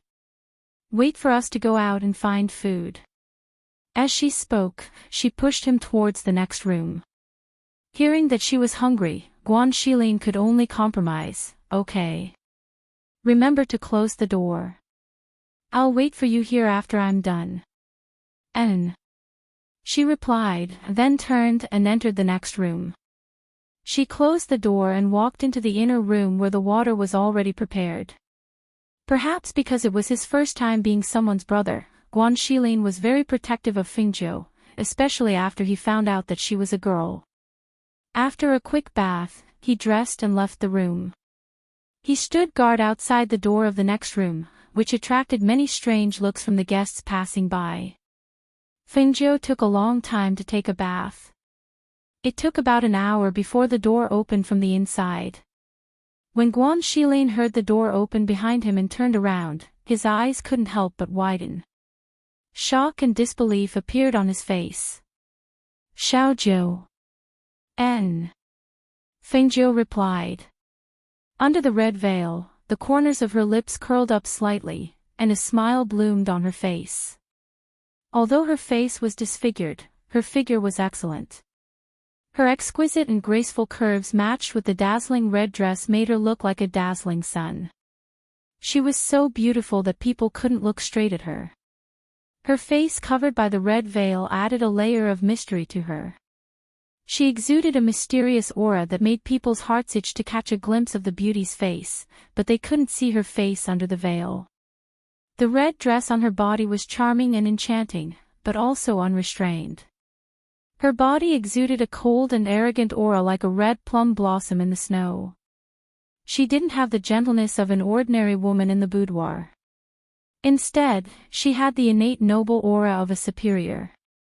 Looking at the beauty in red in front of him, Guan Shilin was speechless for a long time.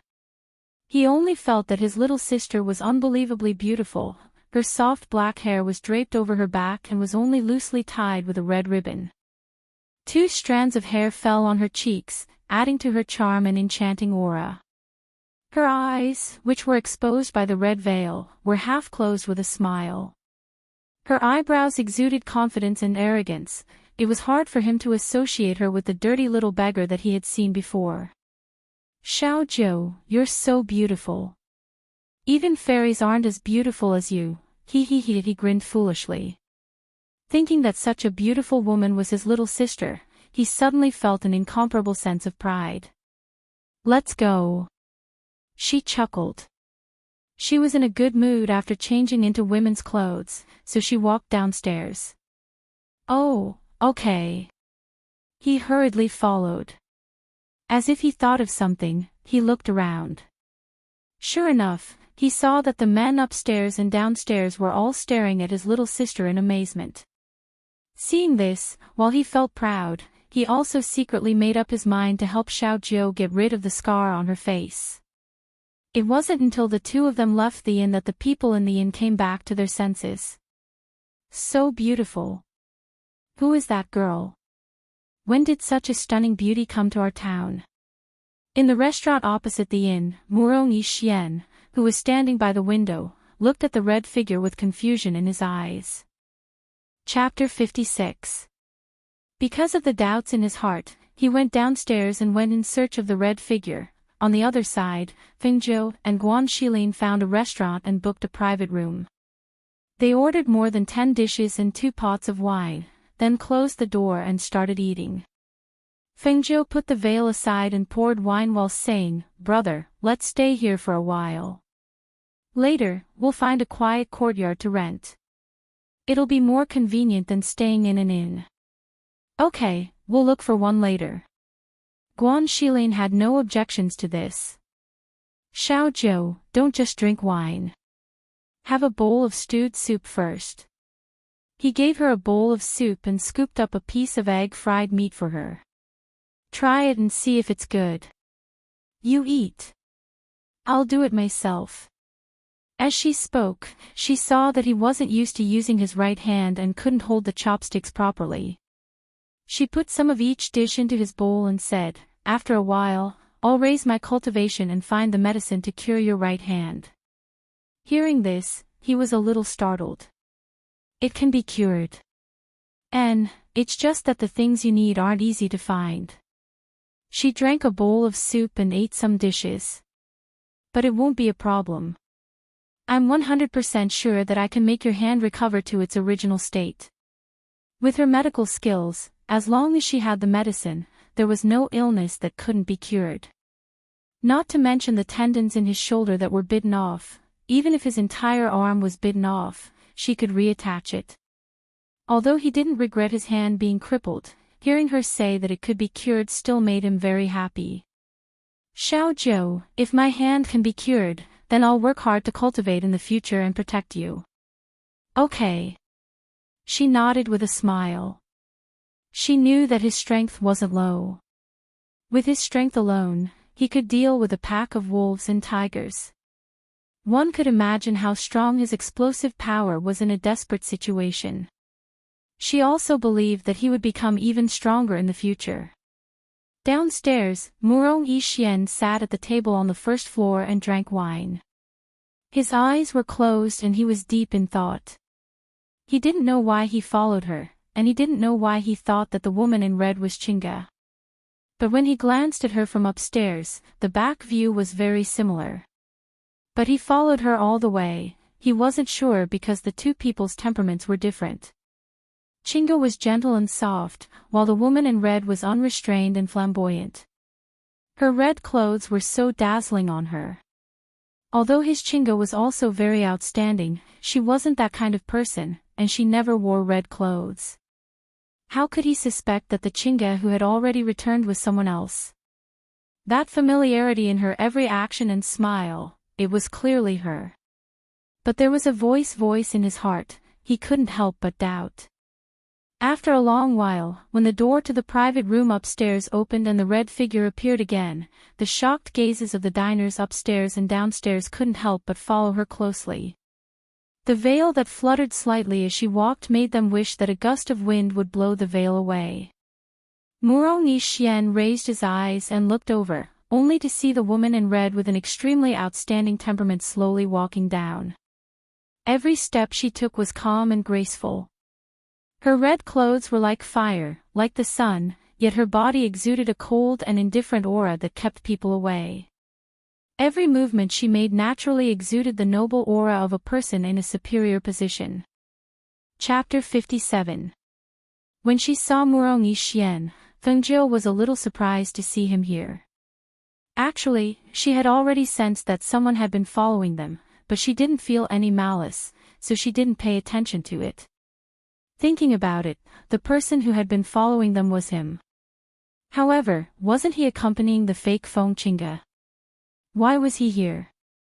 And what was the meaning of the inquisitive look in his eyes?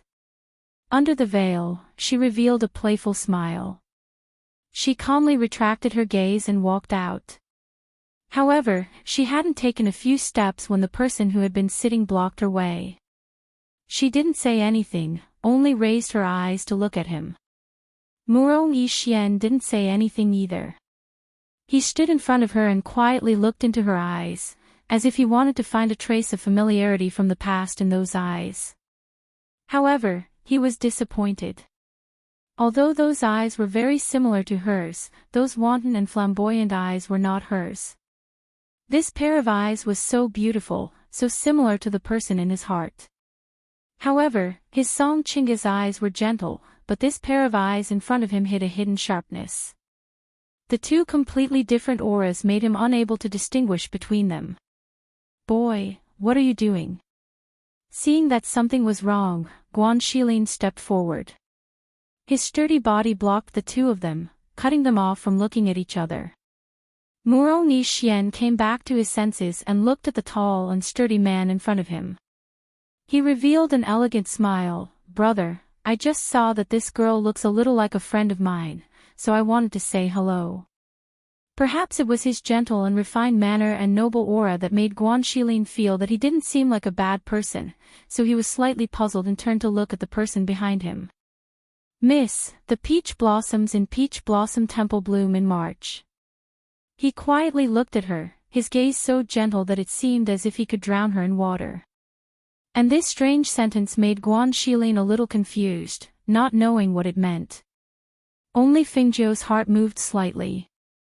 In his memory, there was such a warm face painting. Brother Murong, I heard that the peach blossoms in Peach Blossom Temple are the most beautiful, with red and white contrasting against each other. The mountains and plains are endless, is that true? Under the peach blossom tree, a beautiful young girl raised her head slightly. Her eyes were filled with deep affection as she looked at the man in white beside her. The white-robed man's eyes were filled with tenderness. He reached out to hug the young girl beside him and said gently, "Yes, there are endless peach blossoms in the Peach Blossom Nunnery. When the wind blows, the sky is filled with pink petals like a rain of flowers. When the peach blossoms bloom in March this year, I'll take you to see it. When the peach blossoms bloom in March of this year, I'll take you to see them." A hint of surprise flashed through her half-closed eyes. Her heart suddenly felt a kind of bitterness and pain. She knew that it was the original owner's deep affection for Murong Yixian. The person was right in front of him, and the words seemed to have been spoken yesterday, but the person had already disappeared between heaven and earth. Murong Yixian's heart tightened slightly. His serene gaze fell on her half-closed eyes, wanting to see the abnormality in her expression.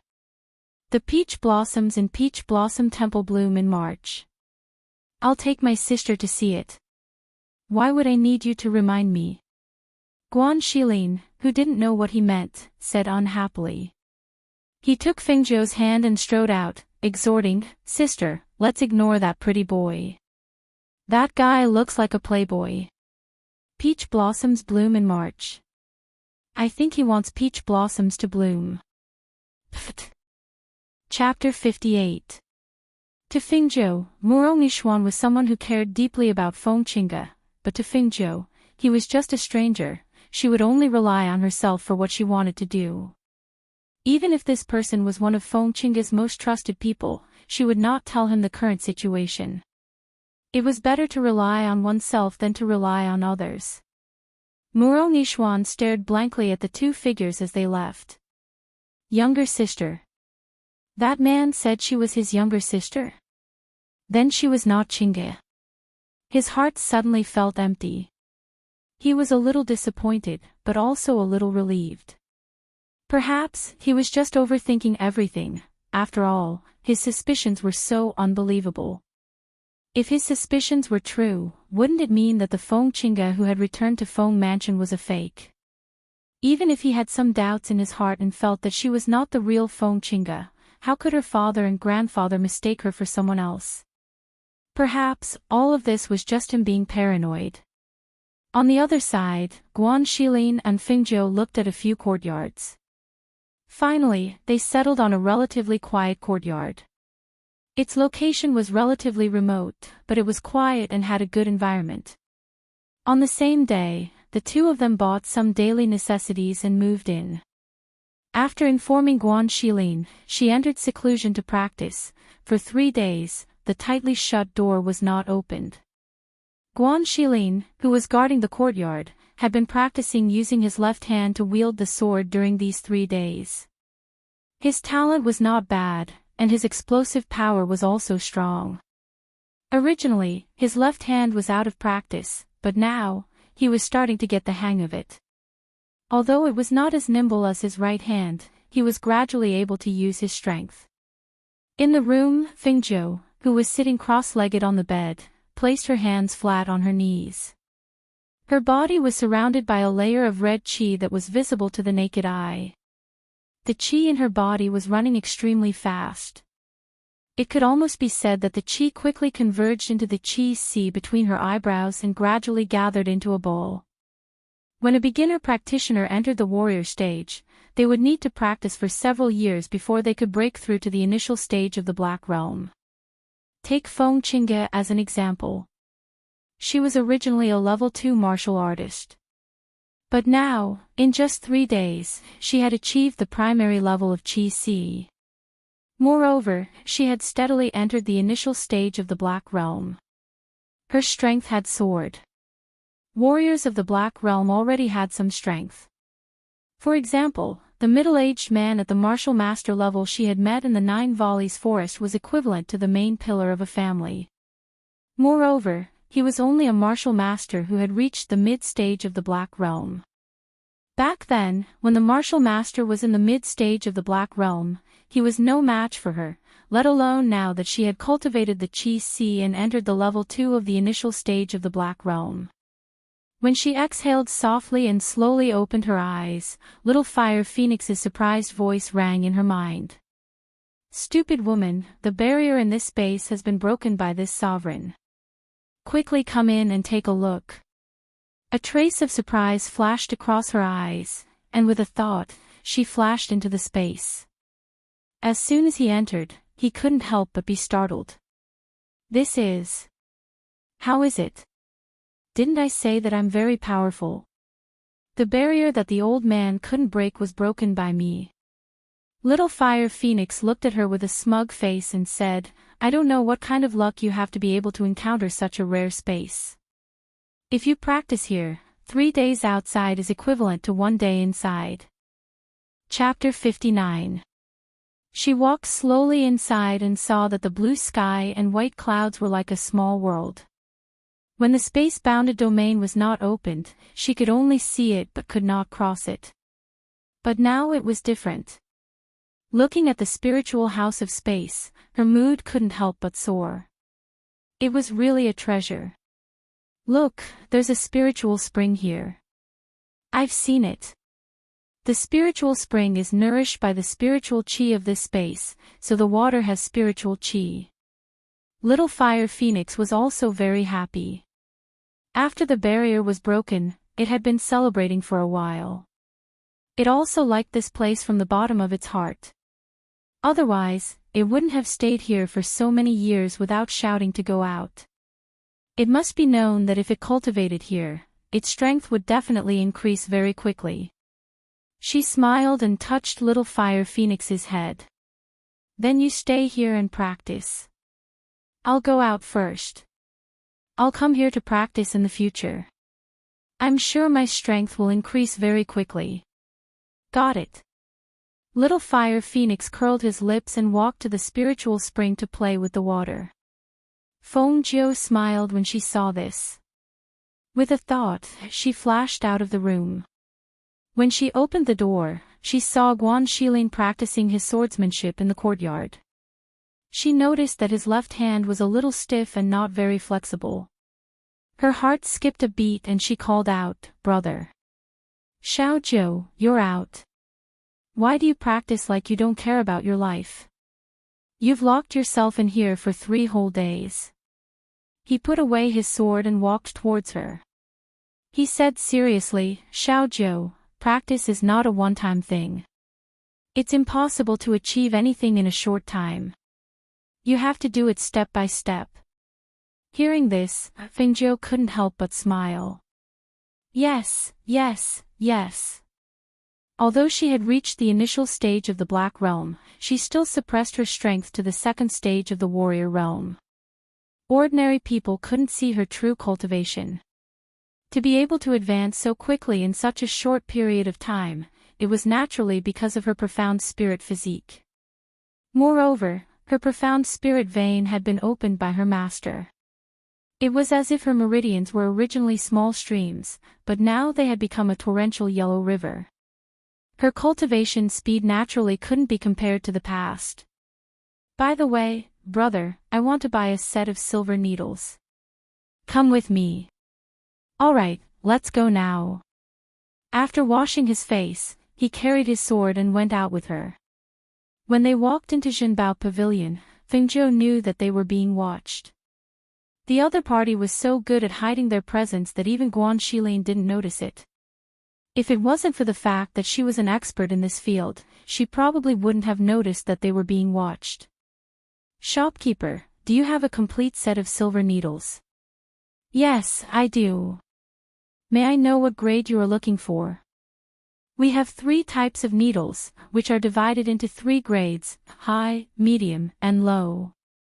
The prices are different, and the quality is also different." The shopkeeper introduced with a smile and took out 3 sets of silver needles and placed them in front of Feng Jiu. "This one." She chose the most expensive set because it was more complete in length and was of good quality. Her eyes fell on a sword sheath hanging on the wall. Her eyes lit up and she asked, "Is that sword sheath for sale?" The shopkeeper followed her gaze and smiled. "You have good taste. This is the one and only sword sheath in Jinbao Pavilion. It can be said that you can't find another sword sheath like it in the entire country of glory." Chapter 60. She took the sword sheath and looked at it, then said, "Bill please." The shopkeeper smiled and invited her to the counter, then said with a smile, "Miss, the 7 stars sword sheath is 1,200,000 yuan, and the set of silver needles is 35,000 yuan. I'll only charge you 1,230,000 yuan for these 2 items. Take the last 5,000 yuan as a discount. I hope you'll come again next time." After Fingzhou paid the bill, she put the 7 stars sword sheath and the silver needles into her Qinquan bag, then left with Guan Shilin. Seeing her use her Qinquan bag, the shopkeeper was surprised. Qinquan bag. It seemed that the girl's family background was not ordinary. That's right, otherwise, how could she buy the 7 stars sword sheath for millions of yuan without even bargaining? The two bought a lot of things outside and went back after a whole day of shopping. The people who were watching them watched them enter a remote courtyard, then one of them left to report. In an inn, a middle-aged man was sitting cross-legged in cultivation. When he heard a low call from outside, he said, "Come in." A man quickly walked in, bowed respectfully, and said, "Second master, this subordinate has been following those 2 people for an entire day. I saw them enter a relatively remote courtyard." This subordinate inquired around and found out that they moved in 3 days ago. They claimed to be brother and sister. Also, when we were in the treasure pavilion today, the bag that the woman in red took out was the young master's Qinquan bag. The middle-aged man's eyes were full of murderous intent, and he said in a gloomy voice, "A pair of brother and sister. Describe their figures and appearances to me in detail." Yes. He described the figures and appearances of the 2 people, and finally said, "But the girl in red covered her face with a veil, so I couldn't see her face clearly." The middle-aged man's eyes were gloomy, and one of his hands was hanging by his side, while the other hand was clenched so tightly that blue veins appeared and made cracking sounds. Draw a picture of the girl in red and send it to the Black Market Mercenary Mission Board. Also, tell the Black Market people where they are staying. Tell them that I want to see the girl's head the next morning. Yes. The man respectfully answered and quickly left. It was night. The night sky was pitch black, as if it was shrouded in dark clouds. Not a single star could be seen. Dressed in red, Fingzhou was lying on the roof with one hand resting on his head and the other looking at the Qinquan pouch in his hand. He muttered, "So there's a soul imprint inside. No wonder I was targeted even though I changed from a beggar to a woman's outfit." Keeping the Qinquan pouch, she looked at the pitch-black night sky and sighed, "This feeling. Why is it so good? It's a dark and windy night, a night for murder." There was a hint of laziness in his nonchalant tone, as well as a hint of imperceptible anticipation. As the night deepened, Fingzhou yawned on the roof, feeling a little drowsy. Until the second half of the night, Yunyang shyly peeked out from behind the dark clouds like a young girl, sprinkling the bright moonlight on the ground, for black silhouettes holding long swords rushed over with a cold murderous aura. They quickly arrived outside the courtyard and leaped up. Just as they were about to jump into the courtyard, they were startled by a voice. "I've been waiting for you for most of the day." When the sleepy and lazy voice came, the 4 black-clothed mercenaries instinctively looked in the direction of the voice. Chapter 61. After being stunned for a moment, the 4 black market mercenaries revealed lustful expressions. "That's her. I didn't expect her to be even more enchanting and beautiful in person. That's right. It would be a pity to kill her like this. Why don't we?" That another person rubbed his chin and chuckled. His ferocious gaze impudently sized up the enchanting figure in red. Even though they felt that the red-clothed woman was extremely stunning under the moonlight, and even though the other two were also itching with lust, they were even more cautious than the other two. Especially when they saw her calm and graceful appearance, they felt that it was even more strange. A mercenary with a hideous scar on his face warned in a gloomy voice, "This woman is a bit strange. Don't let your guard down. It's better to just kill her and be done with it. She's just a woman." Number 3, you think too highly of her. One of the mercenaries said disdainfully. Looking at the enchanting woman in red fluttering in the night wind, he chuckled, "Just a woman like her. I can handle her myself." He stepped on the roof tiles with the tip of his foot and jumped to the opposite side. It would be a pity to kill her. Let's have some fun first. He smiled evilly, leaned forward, and reached out his hand to grab the front of Fengzhou's clothes as she sat lazily on the roof. At that moment, a cold glint flashed in Fengzhou's narrowed eyes. She instantly reached out and grabbed the other party's outstretched wrist. Then, she forcefully bent her hand down. Crack! Hiss! The sound of bones breaking was accompanied by a mournful scream that pierced through the night sky, breaking the silence of the night. Almost at the same time, Fengzhou, who was originally sitting, used the force to stand up. He lifted his foot and kicked fiercely.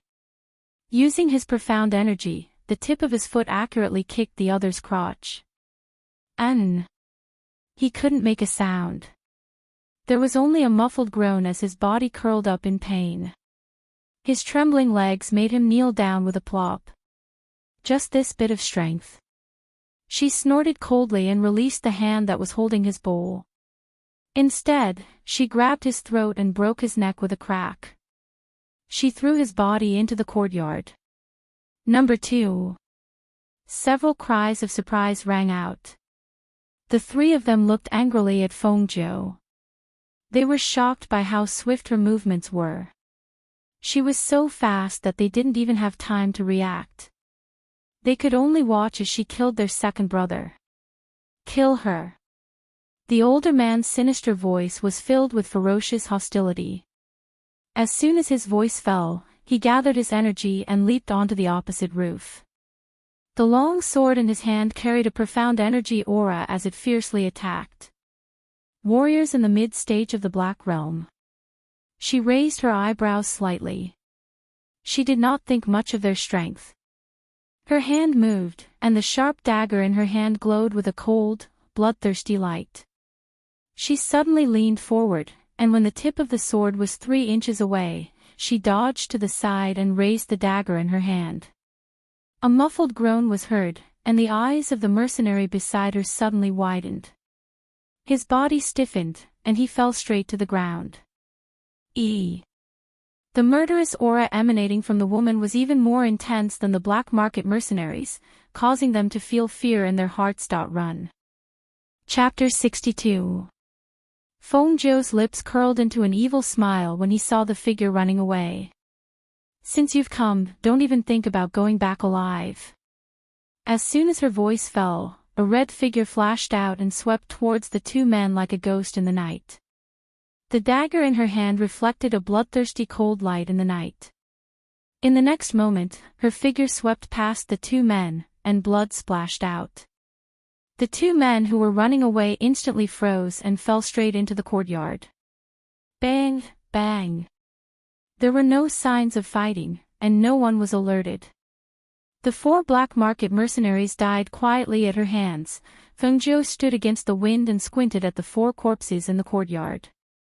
His eyes moved slightly.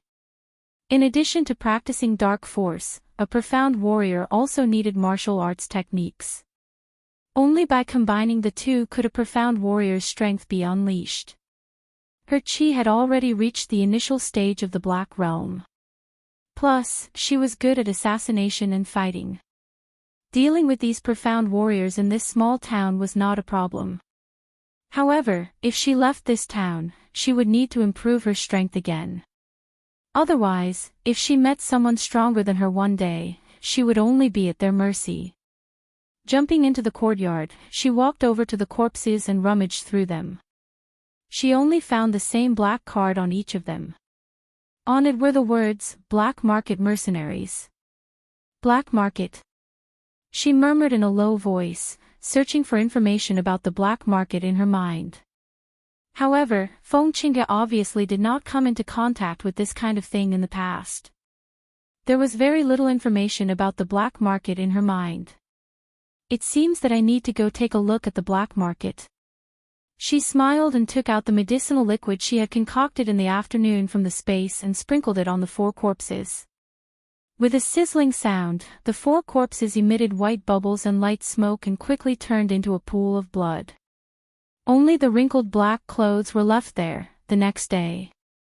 Guan Shilin rubbed his neck and walked out. He wondered why he had slept so soundly last night. When he looked up, he saw Fengzhou practicing soft fist techniques in the courtyard. He couldn't help but grin. "Xiaozhou, this fist technique isn't supposed to be practiced like this." As he spoke, he came to her side and steadily got into a horse stance. "Look, when you're boxing, you have to be steady. You have to clench your fists tightly and punch with force. You have to shout out loud so that all the strength in your body will be channeled into your fists. Only then will your fists be powerful. If you're like you'll be knocked down with one punch." At this moment, he seemed to have forgotten how fearless she was when she faced the wolf pack alone, and how ruthless she was when she reaped lives like an Azura. He only remembered that she was a girl, a 15-year-old girl. Even if she had a fierce and strong side, in his heart, she was just a little sister that needed his protection. Hearing his words, Fengzhou couldn't help but laugh. "Brother, that fist technique of yours is for a man to practice. It uses strength. My fist technique uses borrowed force to counter force. It uses 4 tails to lift 1,000 caddies." As she spoke, she seemed to remember something and asked, "Brother, I remember you said that you're practicing your Guan family's technique, right?" "That's right, it's the Guan family's technique." "Xiaozhou, do you want to learn it?" "Brother will teach you." She smiled and shook her head. "No, I have a scroll that's very suitable for you to practice." She handed him the universe pouch that had already been removed from her soul imprint. Chapter 63. "Xiaozhou, you're giving me the entire Qinquan bag. What about you?" Guan Shilin opened the Qinquan bag and saw that other than a scroll with the flaming dragon tiger technique written on it, there were also many valuables and some bottles. He could not help but ask, "Why are you giving me so many things?" He took out the scroll and his eyes widened. Heaven level mental cultivation technique. I'm not mistaken, am I? Even the glorious Sun royal family would not be able to take out a scroll like this. One had to know that heaven-level mental cultivation techniques were the rarest of the rarest. It was impossible to find a scroll in a small 9th-grade country like the glorious Sun Kingdom. Then, where did she get it? For a moment, the hand holding the mental cultivation technique trembled. He was excited, but it also burned his hand. He was actually lucky enough to see a heaven-level mental cultivation technique. It was unbelievable. That's right, it's a heaven-level mental cultivation technique. This mental cultivation technique is also used to cultivate strength. It's just right for you. She smiled and said, "Your hand is unable to practice martial arts or swordsmanship now. Don't practice it for now. Use this time to memorize the mental cultivation technique. I'll give you a heaven-level martial technique after that." This mental cultivation technique was naturally found among the things her master gave her. Last night, she felt that this mental cultivation technique was suitable for him, so she took it out. "I can really practice it." He looked at her with sparkling eyes. "Of course." She nodded. "If there's anything you don't understand, you can ask me." "All right, then I'll go back to my room to practice the mental cultivation technique." He felt a little light with the mental cultivation technique in hand and could not wait to go back to his room to practice. Fengzhou smiled when he saw this. He practiced Tai Chi for a while to loosen up his muscles and bones before returning to his room to practice. For the next few nights, mercenaries from the black market would visit their little courtyard almost every night. However, none of them returned. And Guan Shilin knew nothing about all this. Because Fengjiu would use silver needles to loosen up the veins in his right hand every night. Finally, he would hit his acupuncture point to make him sleep until dawn. A few days later, Fengjiu set up a maze formation in the courtyard. After giving instructions to Guan Shilin, he left for the black market. At the same time, the middle-aged man who had been waiting at the inn for several days without any news got up with a gloomy face and walked towards the black market while cursing, "Useless trash. You can't even handle a woman." When he cursed, it was obvious that he had forgotten the fact that he was no match for Fengjiu. The black market was an underground trading house. Not only were there rare and precious medicinal herbs, but there were also medicinal pills, weapons, and other things that cultivators needed. In the black market, there were martial arts arenas. Martial arts arenas were used as battle arenas. Martial arts arenas were used to earn money and become famous. On the other hand, the mercenaries were ferocious outlaws. They weren't recognized by the regular mercenary guilds. In the black market, some of them were alone, while others were in groups of 3 to 5. The missions they took were assassination missions that regular mercenaries wouldn't do. Here, they only recognized money and sold their lives for money. When the man in a dazzling red robe walked into the black market, many people's eyes couldn't hide the amazement in them. The man was tall and slender, exuding a demonic aura. His exquisite golden mask had an enchanting red datura flower blooming on it. His face couldn't be seen, but there was a hazy sense of mystery about him. More importantly, no one could see through his cultivation. How could someone who dared to walk into the black market so openly be an ordinary person without cultivation? Since he wasn't an ordinary person, there was only one possibility left. Chapter 64. Under everyone's curious gazes, an old man in gray walked forward with a smile and bowed. "Greetings, Your Excellency. I am the deputy manager here. My surname is Xu. How may I be of service to Your Excellency?" After looking around, Fengjiu looked at the manager in front of him and said, "Give me a private room where I can watch the battle in the arena." Hearing this, the assistant manager smiled and said, "Sir, please follow me. The arena is just ahead." He led the way and brought Fengjiu to the private room on the second floor of the arena. "Sir, please take a look and see if you are satisfied." He opened the window and stepped aside. Fengjiu walked forward and saw that there was a rectangular arena below. Other than the rows of seats on the first floor, the second floor was filled with private rooms. The 2 floors could hold almost 1,000 people. At this moment, there were 2 ancient martial art practitioners fighting in the arena. The scene was very intense and the cheers of the audience were louder than the other. "We are a branch city and only have one arena. Therefore, there is only one Huang ranking here. If you come to Yunhua City one day, you can come to the main city of our black market to take a look. Only the main city has the Xian, Di, and Tian ranking lists." Seeing that Fengjiu did not say anything, the manager smiled and said, "If you are interested, you can also bet on the winner. The odds are 1 to 10. After looking at it for a while, Feng Nine withdrew her gaze with interest. She looked at the steward beside her and asked, "Do you have an inspector here?" The manager was stunned for a moment and then nodded. "Yes, what do you want to test?" "Medicine." Hearing this, the steward's face became a bit more serious. "Your Excellency, please wait for a moment. This old man will go and ask the inspector to come over." After saying that, he bowed and left. The moment he closed the door, the manager looked back at the room thoughtfully and then left quickly. After about half an incense stick's worth of time, Manager Zhu came back with 2 old men. After entering the door, he introduced them to Fengjiu with a smile. "Your Excellency, this is the manager of our black market. His surname is Dong, and this is our pharmacist, Elder Dang. The two men who entered the room quietly sized up the people in the room. Dressed in red, he was sitting by the window with one hand supporting his head as he looked at the arena below. His golden mask had an enchanting hell flower blooming on it.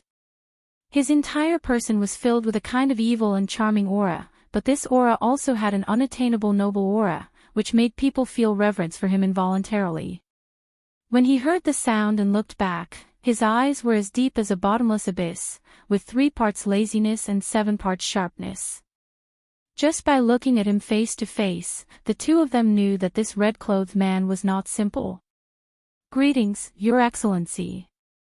May I know what kind of medicine Your Excellency wants to test?" Medicine was something that only pharmacists could concoct. Not to mention their small town, it was rare even in Yunhua City. Therefore, when he heard that someone wanted to test a medicine, he hurried over. Feng Jiu glanced at them, then took out a bottle from her sleeve and handed it to Manager Zhu. Her languid voice sounded out unhurriedly. "This is a bottle of qi-gathering liquid. It can allow a person who has exhausted his xian energy to instantly explode with 3 times his usual strength. It can be maintained for an hour." Chapter 65. Can this really make a person who has exhausted his qi instantly recover and unleash 3 times his strength? Even Elder Deng's voice was trembling. He stepped forward and took the potion. His heart was filled with incredible excitement. Feng Jiu didn't say anything because she caught a glimpse of a familiar figure walking below from the corner of her eye. Wasn't that the person she was looking for? Her lips curled up slightly and a strange smile flashed across her eyes. She watched him sit down in the front row and call over a man from the black market. She didn't know what they were talking about. The attention of the 3 people in the room was currently focused on the bottle of medicine. The 2 managers watched as Elder Deng opened the bottle cap and sniffed the medicine inside. However, they saw that he didn't do anything for a long time. Manager Dong couldn't help but call out, "Elder Deng." Elder Deng smiled bitterly and looked at the 2 managers and Fengzhou who was leaning on the windowsill. He said, "I'm really ashamed. Although I'm a drug tester, I've never tested such a potion." What he meant was that he couldn't test whether Fengzhou was telling the truth. Hearing this, the 2 managers couldn't help but be stunned. They had never encountered such a situation. "Who do you think will win, the girl or the big man?" Fengzhou's voice suddenly came, startling the 3 people in the room. Hearing this, the few of them walked up to the arena on the first floor to take a look. They saw a 16 or 17-year-old girl fighting against a burly man. However, she was not a match for the burly man. At this time, she was already beaten to the point of death, but she still stubbornly tried to stand up. Manager Zhu glanced down and said, "She's only a level 6 martial artist, but her opponent is a level 2 initial stage warrior of the Black Realm. Of course, the big man will win. Moreover, it's obvious that he's exhausted and can't fight anymore." Fengzhou smiled and shook her head. "No, she'll win." Her eyes fell on the girl who was still eager to fight. She said, "Take the potion down and let her drink it. Then the test results will come out." The eyes of the 3 people in the room lit up. That's right. This method was simple and direct. This way, they would be able to know if this medicinal liquid was really as miraculous as he said. Moreover, this medicinal liquid was drunk by the young girl in the arena who was unable to continue fighting. If she really won, it would be a living advertisement. "I'll take it downstairs." As Manager Zhu spoke, he took the bottle of medicine and hurried downstairs, heading towards the Colosseum on the first floor. "Colosseum, ha ha ha ha, little girl, you should just admit defeat. Even if you cultivate for another 10 years, you won't be Laozi's opponent." Thinking of the 10 times the money he had won from him, he couldn't help but laugh out loud. The young girl spat out a mouthful of blood. She felt as if she had been run over by a carriage. She was in so much pain that she couldn't feel anything. She couldn't even muster a trace of strength. But she was unwilling to lose like this, unwilling to lose like this. He clenched his teeth and forced himself to stand up, but he fell back down again, causing the spectators to burst into laughter. Admit defeat. Next match, next match. Don't waste our time. Someone was already yelling impatiently. At this moment, Manager Zhu came to the young girl's side with the medicinal liquid. No one knew what he said to her, but the young girl took the bottle and drank the liquid without hesitation. Just as everyone was wondering what Manager Zhu did, they saw a faint red aura of rich dark force surging from the young girl's body. Chapter 66. All the spectators in the martial arts arena cried out in disbelief. Many of them stood up in shock as they looked at the young lady whose entire body was surging with profound energy. That profound energy aura that was visible to the naked eye couldn't be faked.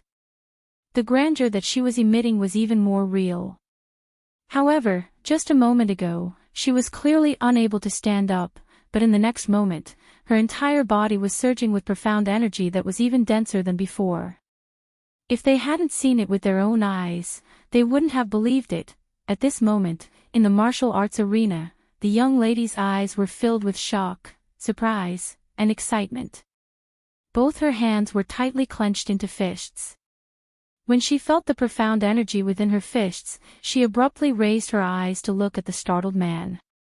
The outcome hasn't been decided yet. As soon as her voice fell, her entire body exploded with a speed that was 3 times faster than usual as she swung her fist and struck out. On top of her fist, the surging profound energy aura formed an air wave that produced a whooshing sound.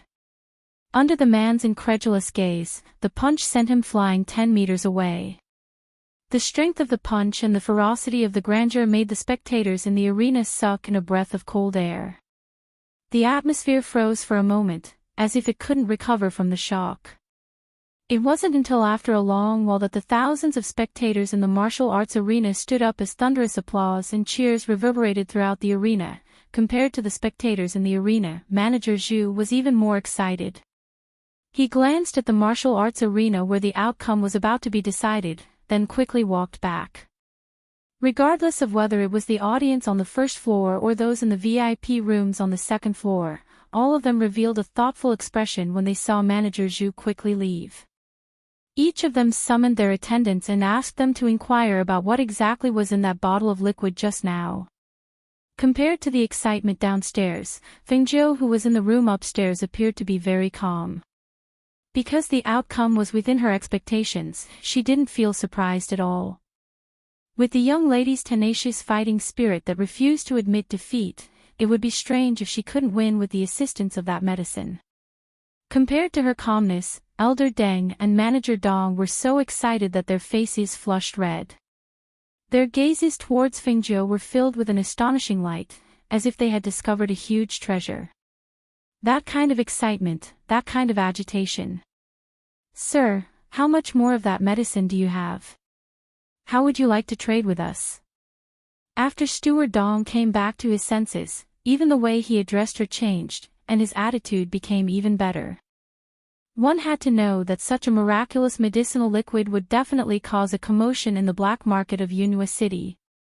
After all, such a potion had never been seen in a small 9th-grade country like theirs. If he had a bottle of such a potion, it would be equivalent to having an extra life-saving talisman on his body. Even if he encountered a strong enemy that he couldn't defeat, he could still use it to escape. How could he not be moved? "Was this medicine refined by your highness? Could it be that your excellency is an alchemist?" Elder Deng looked at Fengjiu with bright eyes full of worship and excitement. Hearing this, Fengjiu glanced at him and said in a lazy and cold voice, "I don't think I need to tell you who I am, right?" Realizing that he had crossed the line, Elder Deng quickly lowered his head and bowed. "Master, please don't take offense. I was just too excited and lost my sense of propriety." Chapter 67. After glancing at the two of them, she said, "I still have 2 bottles of medicine here, but I only plan to sell them at the auction price." Also, you cannot reveal any information about me. Hearing that there were 2 bottles, Manager Dong's eyes lit up and he smiled. Although this is the black market, without your permission, we will not leak any information about you. You can rest assured. Feng Zhou nodded and said, also, I need you to help me find a few spiritual medicines. She paused and said, when the time comes, I will give you a bottle of qi gathering liquid as a thank you gift. Of course, the price of the spiritual medicines will be calculated separately. I will not treat you unfairly. Hearing this, the 2's eyes lit up and they hurriedly asked what spiritual medicines it was. Finally, Feng Zhou asked them to bring a pen and paper. She wrote down the spiritual medicines she needed and handed it to them. Sir, if he finds the spiritual medicines, how do we inform you? Manager Dong asked. Feng Zhou glanced at him, I will come again in a few days. You don't have to worry about this. She brushed her red clothes and stood up. Leaving the 2 bottles of medicine behind, she walked out. Sir, please wait. Manager Dong called out and hurriedly came to his side and handed over a token. This is the black token of our black market. It is a representation of our noble status. Please accept it. Hearing this, Feng Zhou reached out and took it. She kept it in her sleeve and then walked away. Seeing this, the 2 hurriedly sent her off after keeping the medicine.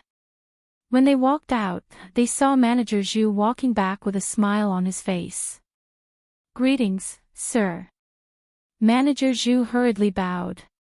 He was about to speak when he was stopped by a raised hand. You don't have to send me off. I will walk around by myself.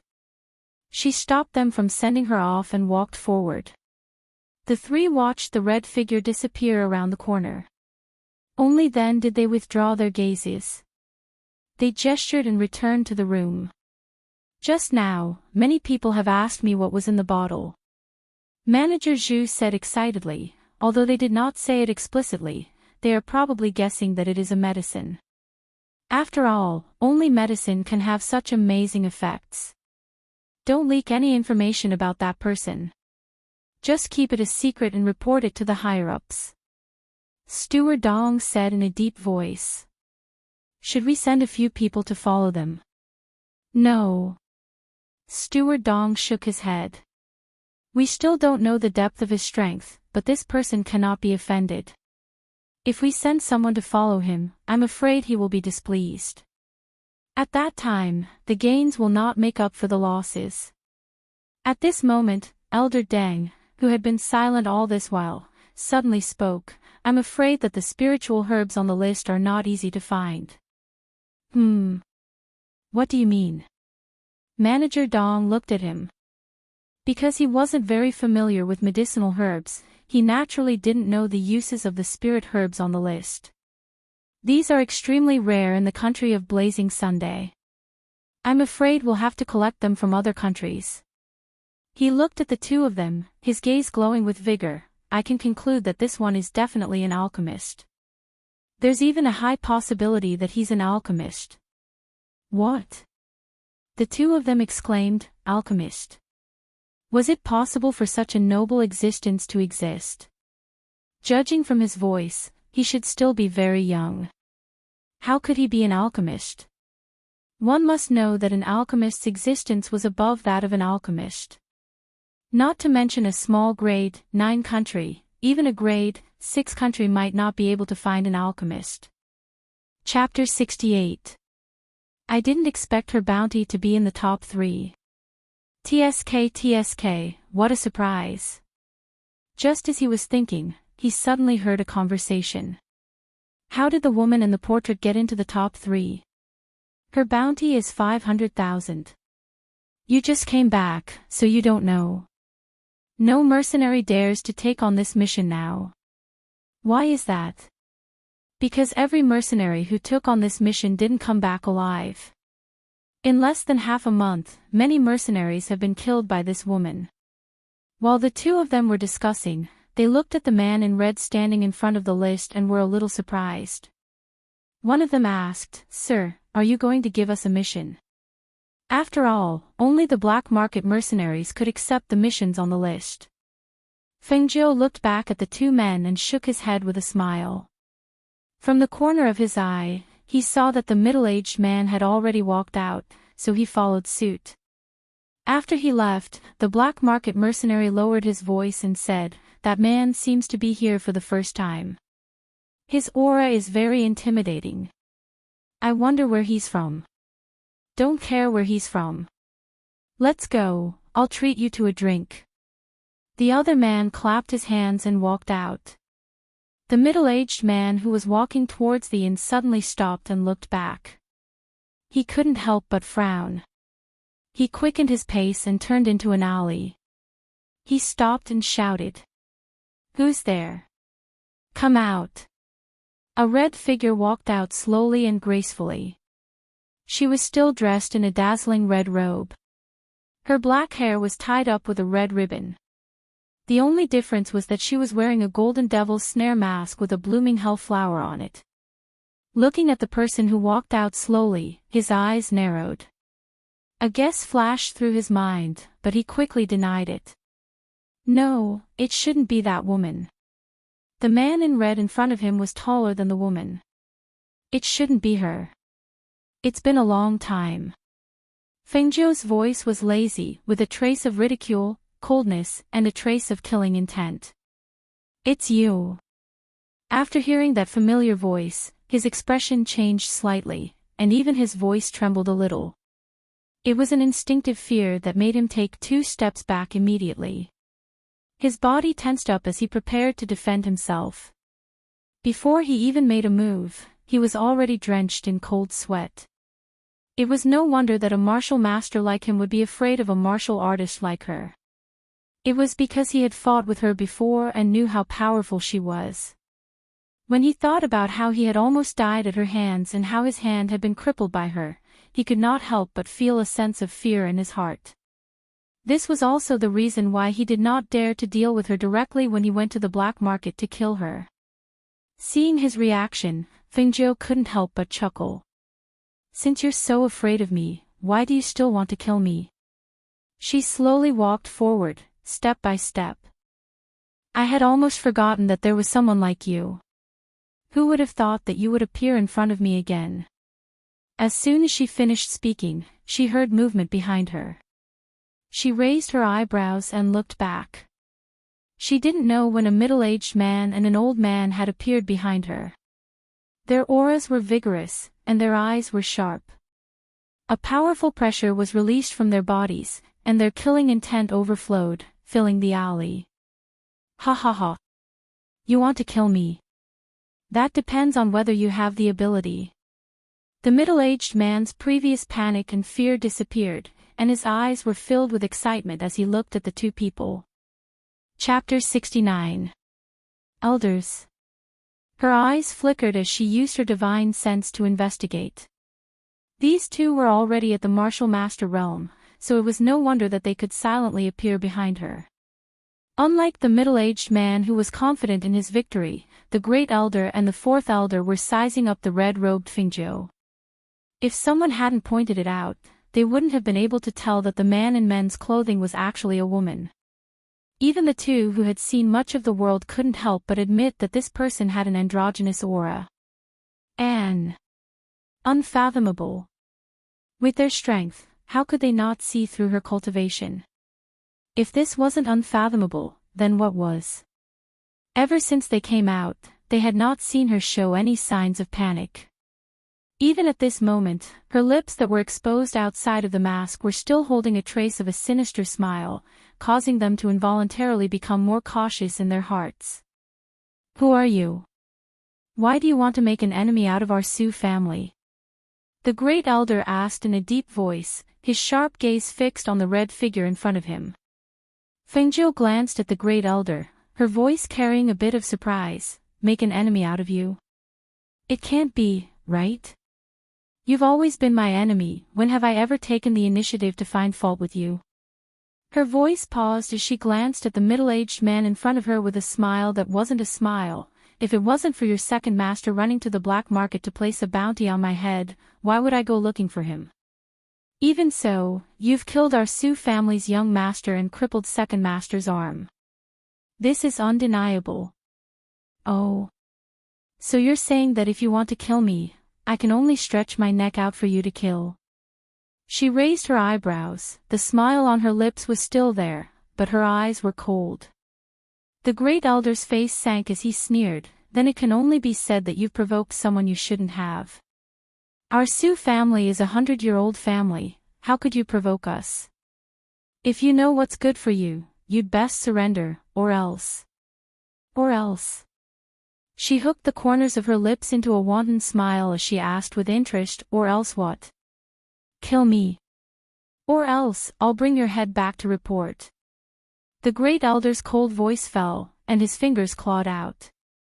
It was obvious that he had practiced the grappling technique to the point of perfection. Then let me properly deal with you. She sneered, and her figure instantly moved to meet them. The great elder's hand was filled with profound energy as he grabbed her wrist and tried to twist it backwards, but who would have thought that she would instantly break free like an agile snake? His hand was pulled forward by the great elder, and his lower body was attacked. He only felt a force being released from her hand, and his entire body was lifted up and thrown out by her. He regained his balance and landed on the ground. His face darkened. You do have some skills. Unfortunately, you're going to die here today. It is quite a pity. She nodded in agreement and looked at him with pity and sympathy, as if she was certain that the person who would die would be the first elder. Her pitiful and sympathetic gaze made the great elder angry. He pulled out his sword and pointed it at her, shouting angrily, "Arrogant child! You will pay a painful price for your arrogance. Your head. This old man will take it." The tip of the sword pointed forward, and a strong profound energy gushed out from his body like a tide, gathering on the edge of the sword. In an instant, a sharp sword aura filled with cold killing intent shot out. He moved forward in an instant, and with a terrifying killing intent, he attacked the red figure at a speed that was too fast for the ears to cover. Clang! A long sword that was suffused with a green light blocked in front of him.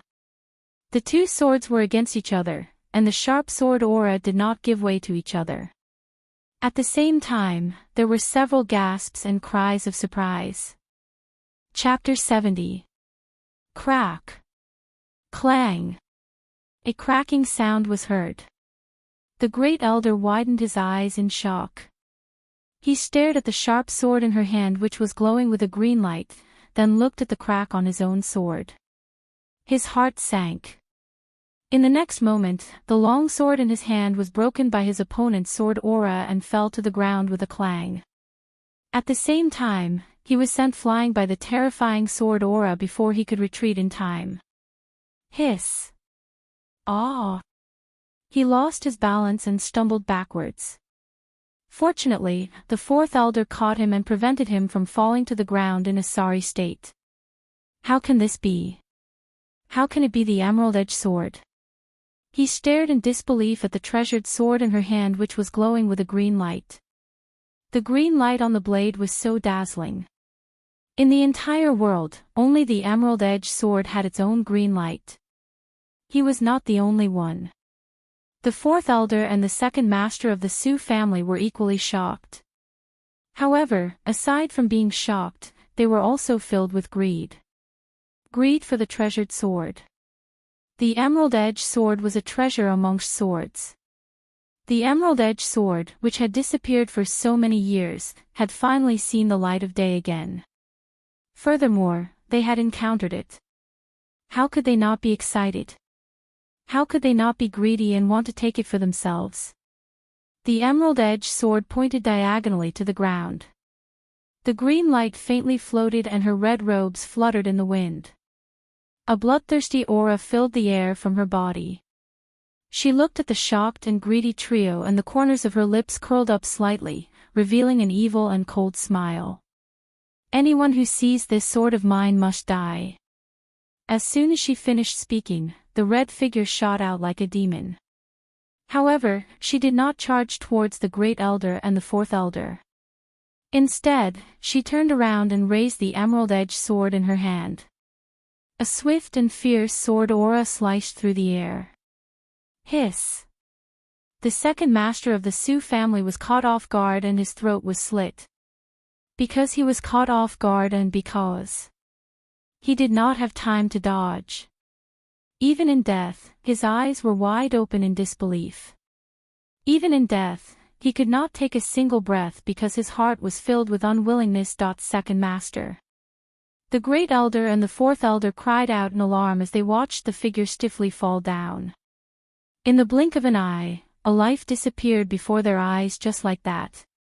Moreover, because her sword was too fast, the blood at his throat did not seep out for a moment. It was only when he fell and pulled at the fatal wound on his neck that scarlet blood spurted out like a blood fountain and dyed the ground red. That was the brother that the patriarch valued the most. Now that he was dead as well, they were truly unable to imagine how furious the patriarch would be when they returned. Seeing the expressions on their faces, Fengjiu chuckled. Do you think you can go back alive?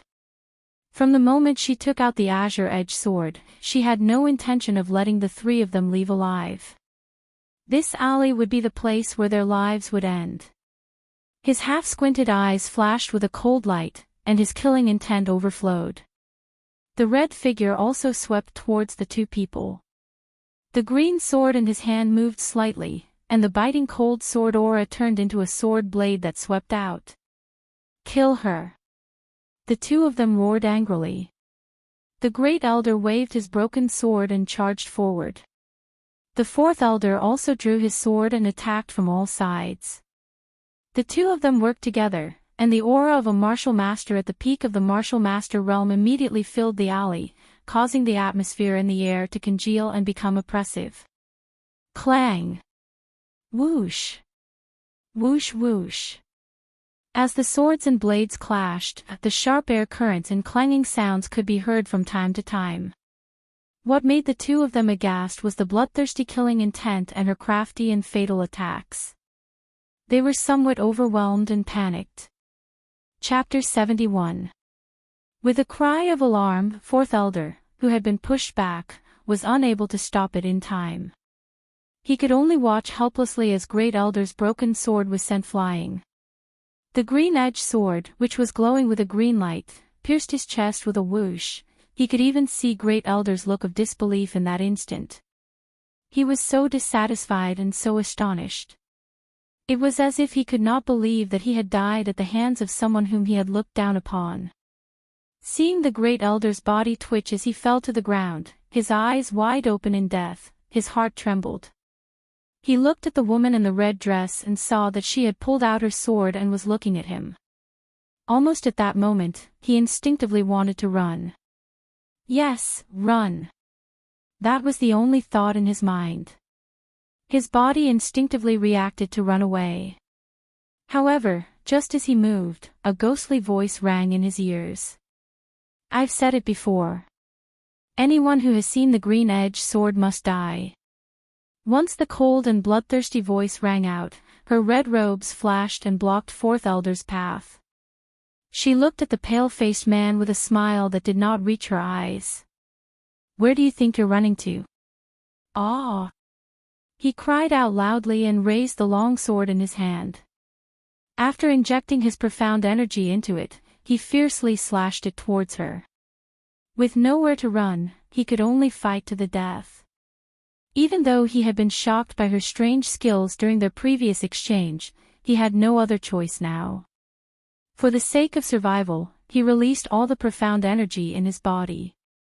The aura of a martial master at the full circle of the martial master surged, causing the dust and sand on the ground to swirl up. I don't believe that I, a martial master at the full circle, would lose to a damned girl like you. He cried out fiercely. The profound energy in his entire body surged and raised his speed to the maximum. As he rushed forward, his figure was as fast as a whirlwind and as fierce as a tiger. Seeing this, Fengjiu also released all the profound energy in her body. Her advantage was not her profound energy, but the green-edged sword in her hand and her crafty, fatal attacks. She did not intend to compete with him in terms of profound strength. What she wanted to do was to kill him in the shortest amount of time. Otherwise, the commotion here would quickly attract some cultivators. At that time, it would be difficult to escape. The red figure flashed out. Borrowing the ferocity of the green-edged sword, every strike of her sword was a fatal killing move. Her movements were fast and ruthless. Even if the fourth elder was on guard, he could not block the green-edged sword intent and her fatal attacks. Time to end this. She held the sword with both hands, and in the instant that he was pushed back, she poured her profound energy into the green-edged sword, and with a quick and ruthless strike, she fiercely chopped down on him. The fourth elder instinctively tried to block the attack with his sword, but, clang! Hiss! A blood-curdling scream pierced through the air, and the sword in the fourth elder's hand was broken by Fingzhou, and his entire body was cleaved into two halves, falling to the ground. Fengzhou's gaze swept across the three corpses on the ground, and the green-edged sword in her hand picked up the Qianquan bags on their waists. Gathering her strength, she leapt into the air, flipped over the small alleyway, and quickly left. Just as she left, many cultivators rushed into the small alleyway. They had heard the commotion, but when they entered the small alleyway and saw the bloody scene inside, their expressions changed greatly. Some of them could not help but vomit on the spot. Killing people was just a matter of nodding their heads to the ground, but the scene inside was far too bloody, and they could not bear to see it. The three dead people were all martial masters. A bold older cultivator examined the three dead people, and when he found out their ranks, he was extremely shocked.